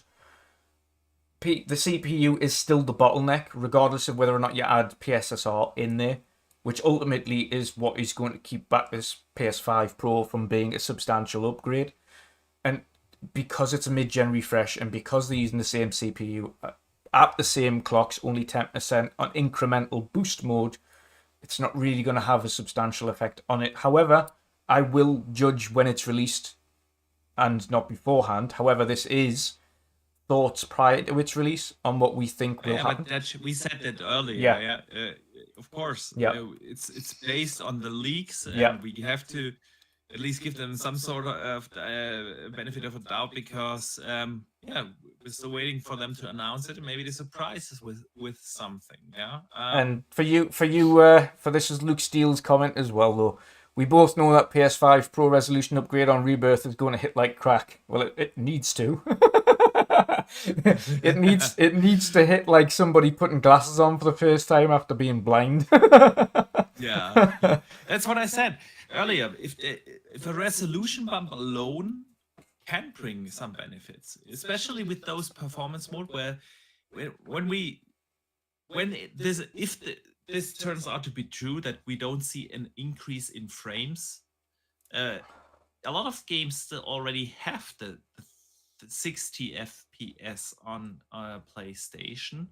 But we said that I think we said that last week as well, didn't we? Or was it the week before? Like the ones that already have these performance I think modes. I said it earlier this show. Yeah, that this could be the benefit, of course, by having a bigger GPU to get those already existing performance mode in a playable state by increasing the resolution. So, and with that, suddenly you have more options to play games at 60, which are now not an option. Yeah, so even though the performance mode exists, so it really depends on how you look at this. But as of right now, I don't think it sounds that exciting. Yeah. But we shall see what it will turn out to be. I think my problem, just to finish it off, is the fact that by the time this comes out anyway, all the games that are getting these improvements because they've already got the modes, I've played and I've finished. And I'm not going to go back and play games that I've finished already, because there's already loads of games coming out. So there's another reason why I wouldn't need to get it. And because PlayStation don't have a lineup of games that are coming out anytime soon, there's another benefit that I don't have. So, Dutch, let us move on. Where were we? We were talking about... Let's move on to the next topic. I can't remember where we started to go off rails. This is the problem when we talk technology. We always go... Yeah, I know. We always do that. We always do that, bro. Yeah. Listen, earlier this week, I read something very interesting. I mentioned that at the very beginning of the show as well. There has been a survey put out to game developers. 600 developers were interviewed in between February this year and March this year. Yeah. And they've been asked a lot of numbers, a number of questions on different business models and monetization in video games. And there was something that surprised me. The outcome was that 70% of developers are worried about the live service models that are out there. They are not sustainable, and a third of all developers are even more worried. They say they are very concerned about the future trend of video games with those live service models. Since everyone keeps telling us, okay, game development is getting so expensive and we have to find new ways to monetize, and everyone, even PlayStation, decided to go, okay, we need more live service games here and there.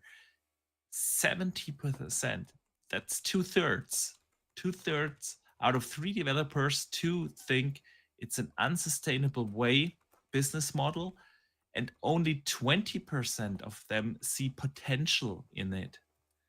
So I found that very, very interesting. What do you think? Before I give my spiel on that. Yeah, I can understand indie developers having concern. It is getting... No, that's what AAA developers. AAA, or public, from all AAA. And I think that is really interesting. They said the biggest issues with those live service models are having enough content at launch, having to provide content going afterwards, and people leaving the game too soon. Those are the 3 things. And I think if I look at myself, of course, I'm exactly that kind of person. Yeah. Like Suicide Squad this year came out. I have had a blast playing that. I really did enjoy it. I enjoyed the end game. I put a lot of time in there, and then another game came out. I think it was, I don't know, Dragon's Dogma or something came along. Or no, it was actually Final Fantasy, right? Then Final Fantasy came out, and it was just gone. And now they have brought out the first big add-on and everything, and it should go back. But man, looking at now I've got tons of other stuff to play.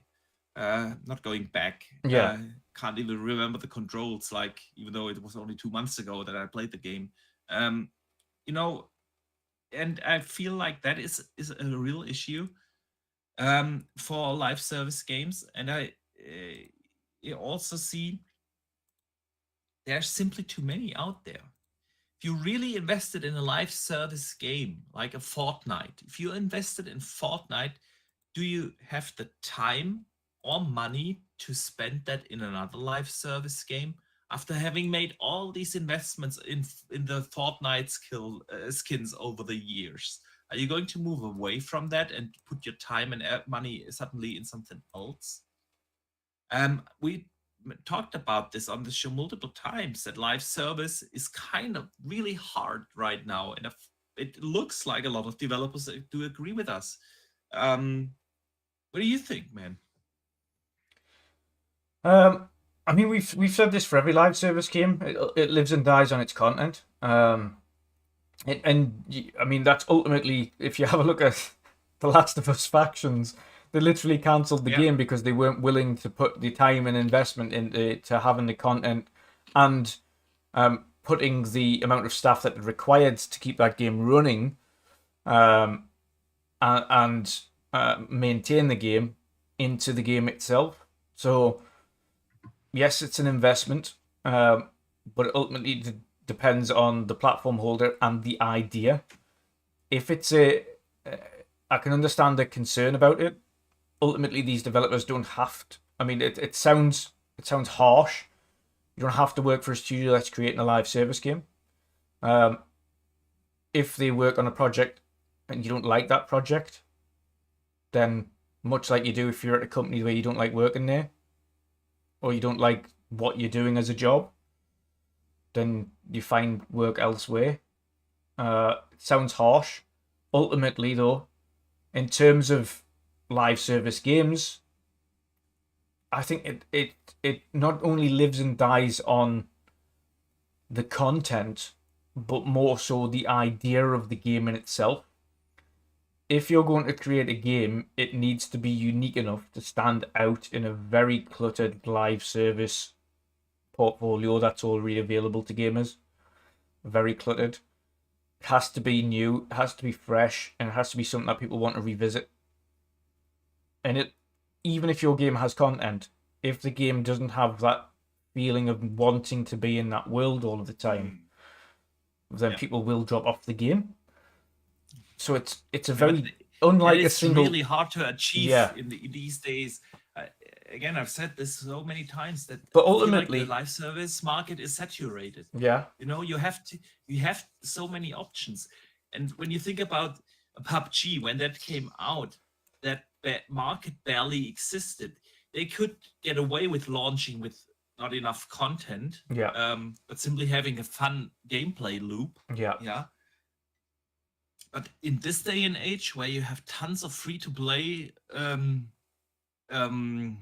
live service games that exist for years and will continue, you are sure they will continue to exist for years. Because that's the other part.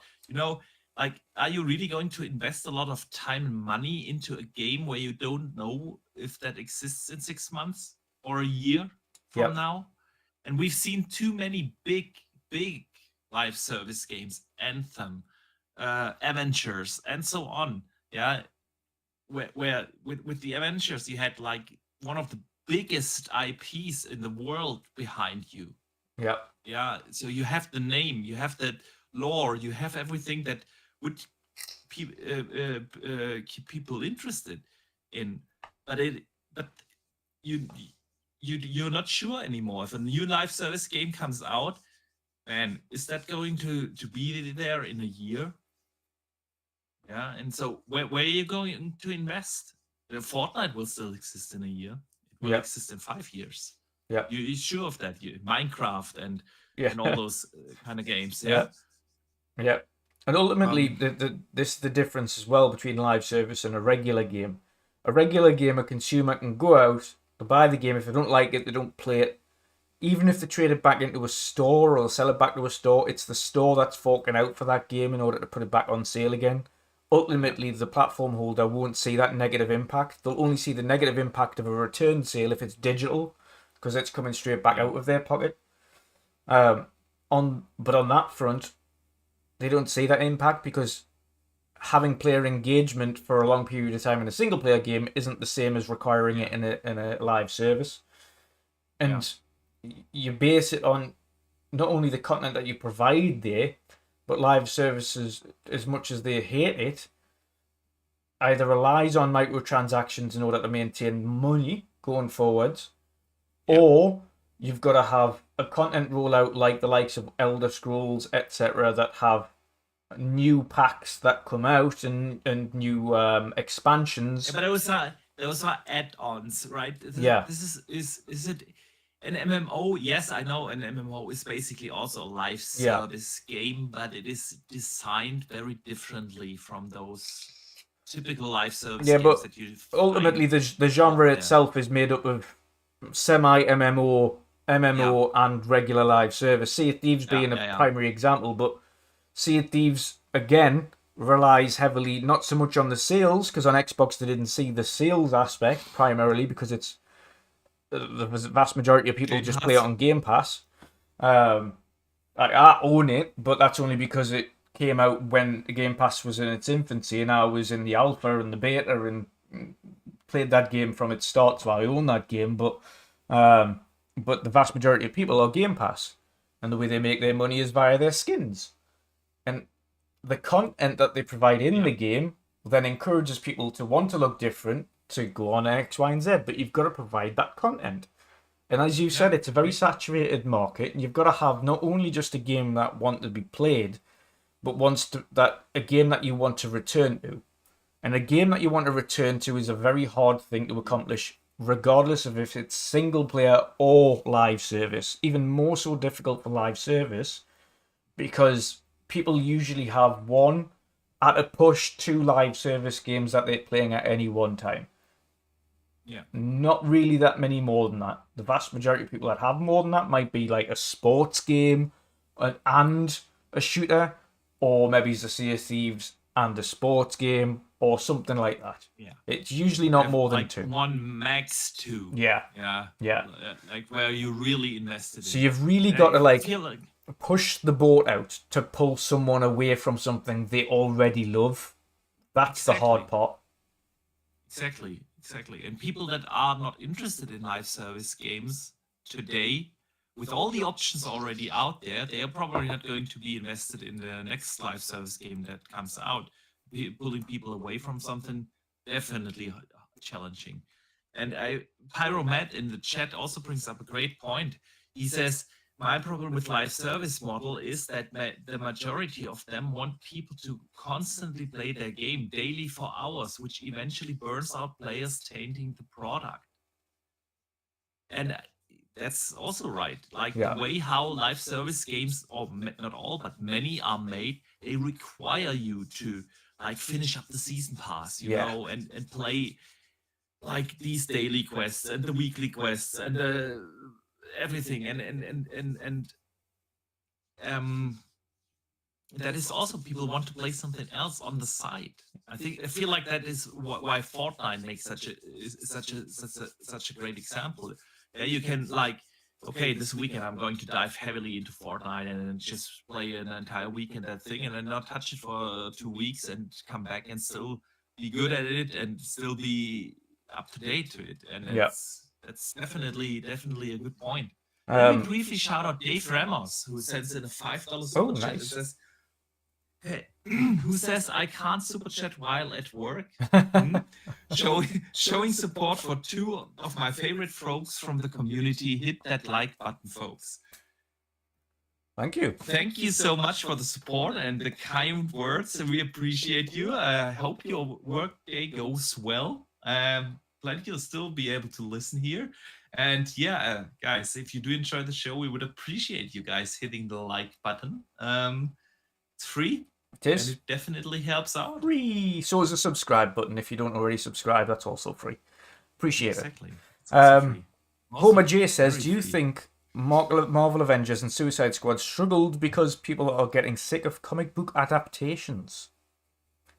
I think, in part, Marvel and Suicide Squad struggled not only because of the way the games were, but also because of Disney's recent history with Marvel in general. People have lost faith in Disney's ability to create good Marvel content. They do, but I don't feel like... but no, and I think that does have a marginal knock-on effect, because people's interest in Marvel more recently has also waned because of that. And if you're trying to then sell a brand new Marvel game, the fact that there's less interest in the Marvel IP anyway is also going to have some impact on the game. Maybe, as well as the game not being good. Yeah, a little, but I don't think that's the big part. Yeah. Because I don't feel, honestly, but maybe that's because I'm a superhero fan, I don't feel like we have too many superhero games, because if I think about it, what do we get? Like the last Arkham game is, what was that, 8-9 years? So in between the 2 DC adaptations, we had like 8 years. I don't think that's too much. And on the Marvel side of things, yeah, with Spider-Man, we had like the last 6 years, 3 games. I don't feel that's too much. I really don't. I'm okay with getting a Spider-Man every 3 years. Yeah. That's totally cool for me. And then you have these, you had games in between, like the Avengers or so. But it's like, I don't feel like superheroes in games are too saturated.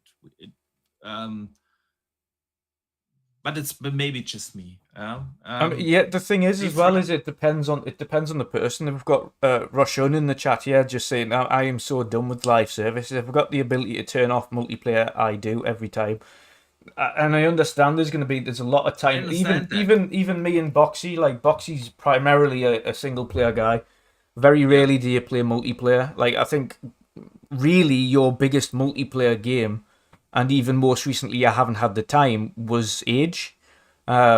Outside of Absolutely. Age, even me, the only time I really play multiplayer games is when when I'm playing community nights with like Acer or the community itself, and I get more people Yeah, involved. but then it's more like co-op. Yeah, you know? exactly. I do But in play terms of co-op. actual live service games, like I was playing Yeah, Sea yeah. of Thieves quite frequently, and I haven't got the time to play it all the time, and I was playing like a number of like shooters and Yeah. things, but I just don't have the time to play all these things when there's so many great single player games as well that I'd rather focus on. So I'm in the same boat. Exactly. You get it's, this. It's also like a time issue, Yeah. to be. It took me hundreds of hours to become really good in Age. Yeah. I don't have that for every multiplayer game out there, and I much rather, if I look at how I game, I'm a busy guy in between a demanding job and having kids and a family. There's only so much time I can play games, and then sometimes I only have like 30 minutes. Um, Today I had a day off of work. Yeah, kids got home from school, and whilst they were doing their homework, I had like 40 minutes or so to play a game, and then bam, I had to drive them to soccer practice. I had to and so you know what I mean. It's like I don't jump into a multiplayer game in that time window that I cannot time along with my friends, that I cannot time to be finished with the match by the time I have to turn off the console, and it's like, so yeah, it is such a thing, right? Yeah, it is. Dave Ramos follows up with a $5 super chat and says, it's getting exponentially difficult to compete in a first-person live service category. Imagine if someone told you to develop a business plan to compete with Coke. I agree. I do completely agree. There is too much already out there that is good, free to play, and safe to be there. Yeah. Especially in the shooter space. That's why I was so surprised about the success of Helldivers. And even with that, we have to see how long will be the tail of Helldivers 2. And I know it's the first person, the third person, but you get my point. Well, this is what we said when it first launched. I said I'm glad it's had a successful launch, but let's see what it's like in 6 months and a year. And as much, like, I've seen quite a few comments now saying, you know what it is, I'm getting a little bit bored of Helldivers now. Yeah. And this is the problem. It's like, and this is really, really hard. And yeah, you have these, alpha games that have their foot in that space. You have your likes of a PUBG, of your Warzone, of your Fortnite, and so on. And they just last. And they last. And it is challenging to pull people away. Like he said, make a business plan to compete with Coke. Yep. Yeah, it's like they have the infrastructure out there. They have set up the teams to provide the proper content constantly and so on. And I truly hope for Helldivers to be successful in a year or two. I just feel like it's going to be hard to compete in that space and keep players engaged. And maybe Helldivers turns out to be that one exception that proves the rule, that it's basically nearly impossible to bring out a live service shooter game in 2024 that is successful. And I mean, ultimately what it boils down to, and we said it before, it boils down to whether or not the company itself has the balls to stand behind a game when it's not doing well and wait until it is. and provide the funding and the time and the care it needs to get the game to where it needs to be successful.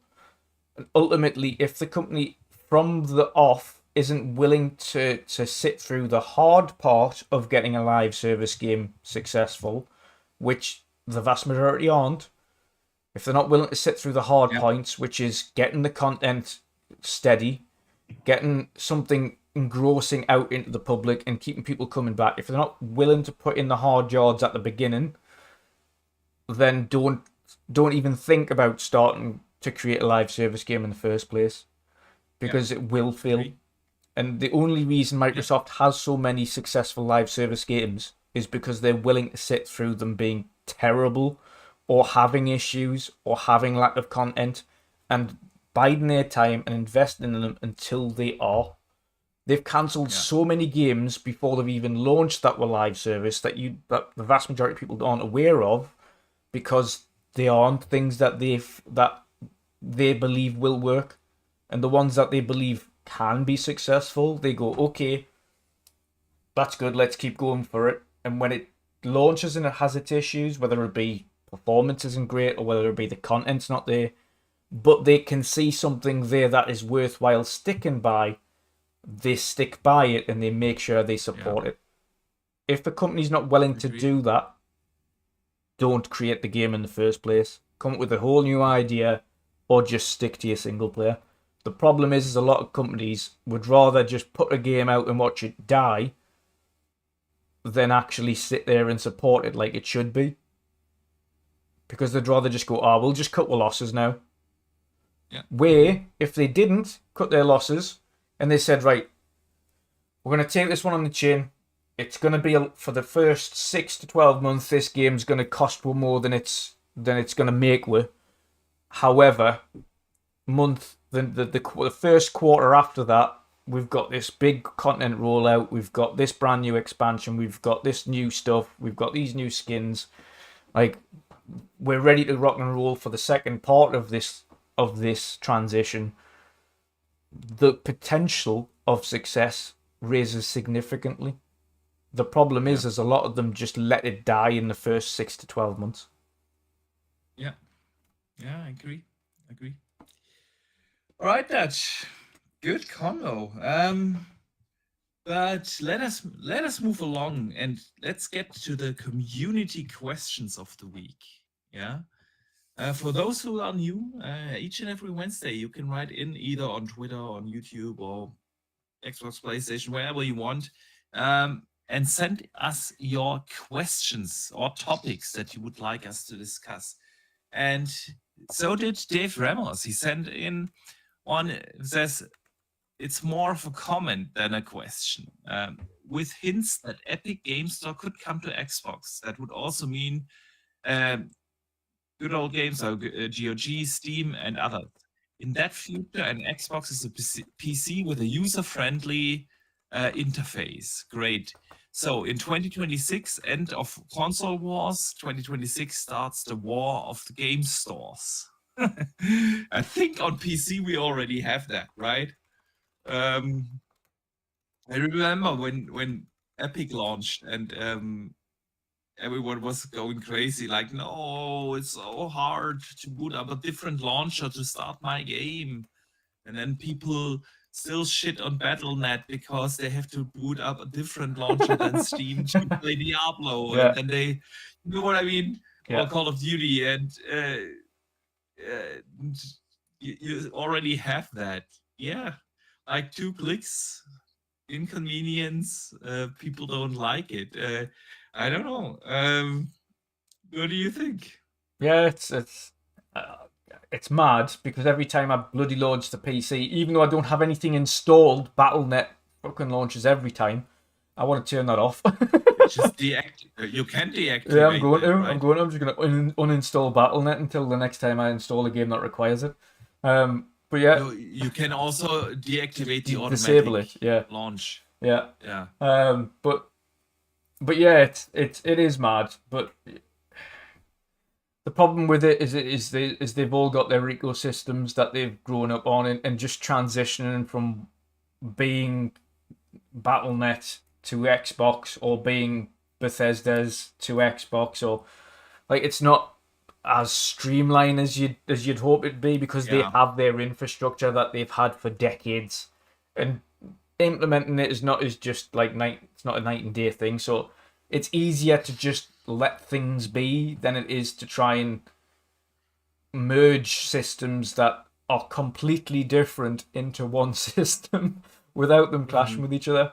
It's a pain for us to have multiple login things for multiple different companies, but it's such a much more of a technical headache on the flip side for them to try and merge it into one system. So I agree, it's for some people it'll be an annoyance, but it is just that it's more of an annoyance than it is anything else. That's it.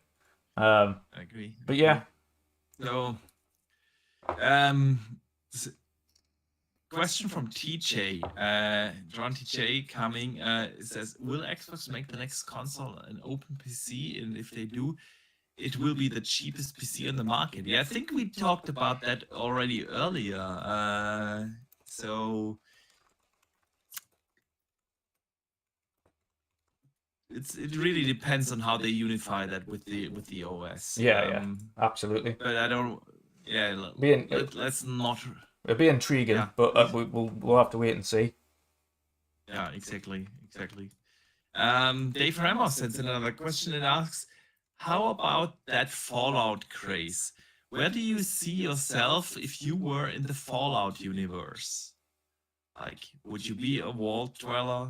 Would you be Raider? What would you be, man? I think I'd be. It would be mad. I'd Brotherhood. Oh, I'd be Brotherhood. Of course, I'd be Brotherhood. But I would try and be an educated Brotherhood. I'd be wanting to get away from the sect, but retain my T60. I definitely want my T60. That's true.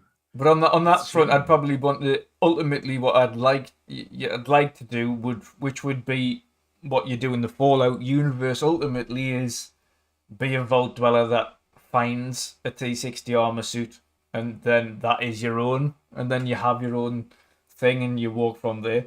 I think ultimately the Vault Dweller's the better overall story arc, as it were. You've just kind of awoken from everything, and you've been in this nice, potentially comfortable zone, depending on what vault you're in. Yeah. I mean, ultimately the Vault Dweller depends on what vault you've been raised in. If you've been raised in like human experimentation vault, then no, I don't want to be that one. Probably not. So yeah, on that front, probably Vault Dweller that finds a T60 suit. That's me. What about you? I definitely want that T60 suit. I would probably be in the Brotherhood, get a T60, then go AWOL. You know. Yeah. I don't know. I've got some good ones in the chat here, mind. Homer J says I'd be a ghoul. Yes. Phanto Cersei. Basically, being invincible does bring some advantages in that world. It does, yeah. Phanto Cersei says he'd be a super mutant behemoth. Okay. Los Gavanos says, if a lone wanderer vault 111, I'm totally the Minuteman General. Oh, dear me. Good stuff. All right, Dutch. Let's wrap this show up. I want to say a big thank you, of course, to everyone who joined us here today. We had a blast discussing all the latest in gaming with you guys, and I want to say also a big thank you to all the channel members that do support actually both channels, every month. And of course, a big thank you for all the supers that came in. We super appreciate that. Yeah. And Dutch, let everyone know what you're working on and what you've coming up, because it is something awesome, and we need a trailer for next week, bro. Yes, I'll definitely send that over. So I'm working on the Community Indie Showcase. This is our 4th year running. So every year, of course, we improve upon it. The Community Indie Showcase is a as what it says on the tin, it's an indie game showcase that covers everything from literally sole developers creating their first indie games all the way through to what you class as AAA indie games, which is the highest kind of involvement of developers and things that are in these independent studios. So you see everything that you could possibly imagine on there. You've got involvement from the likes of Xbox directly, all the way through to community support, like content creators such as Boxenberger, who takes part. And you've also got developers that take part, publishers that take part as well. So we've got a bunch of awesome stuff to showcase to you. That's next weekend. Can't believe it's already come up so quick. Next weekend, not this weekend, the weekend after, the 27th of April, at 7 p.m. UK, 8 p.m. Europe, and 2 p.m. Eastern. And that's what I'm working on. So this weekend coming up, I am going to be hard at work putting that showcase together. I've got everything that I need to. All the parts are essentially there now. So I just need to put it together and make it spick and span and pretty and make sure the pacing's right. And then we're ready to rock and roll for next week. So yeah, I'm going to be hard at work doing that. Can't imagine, man. The week before the showcase, still not finished with editing and rendering everything out. You're gonna be busy, but I have no doubt it's gonna be worth it. So yeah, I'm looking forward to that. And of course, we will be back next week. Regular time, Thursday, 2 p.m. Eastern, 8 p.m. Central Europe, or 7 p.m. UK time. One last time to see the hype trailer from WandrinDutch for the Community Indie Showcase. And so, again, a big thank you for joining us here today. And we hope to see you back next week. Most definitely. Play some games over the weekend. There's some good stuff out there to play. And yeah, don't forget to game on.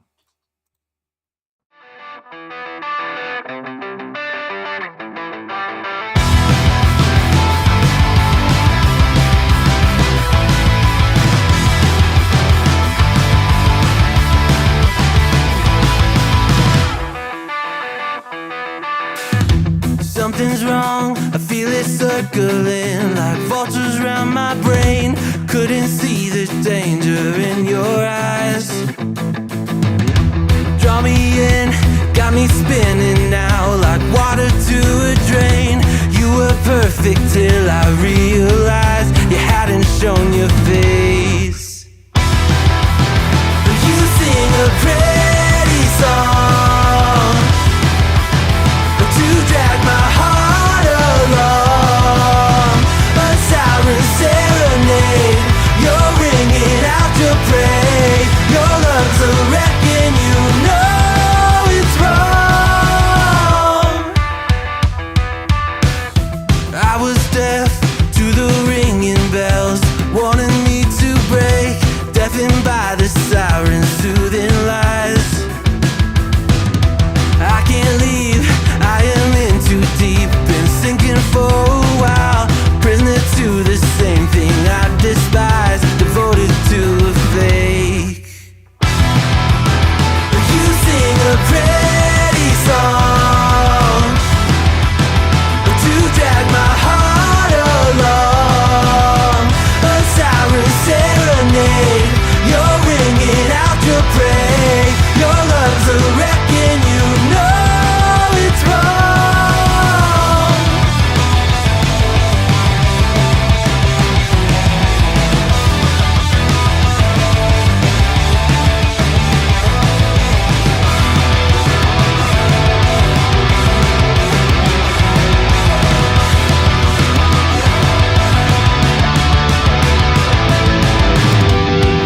It's over, same story.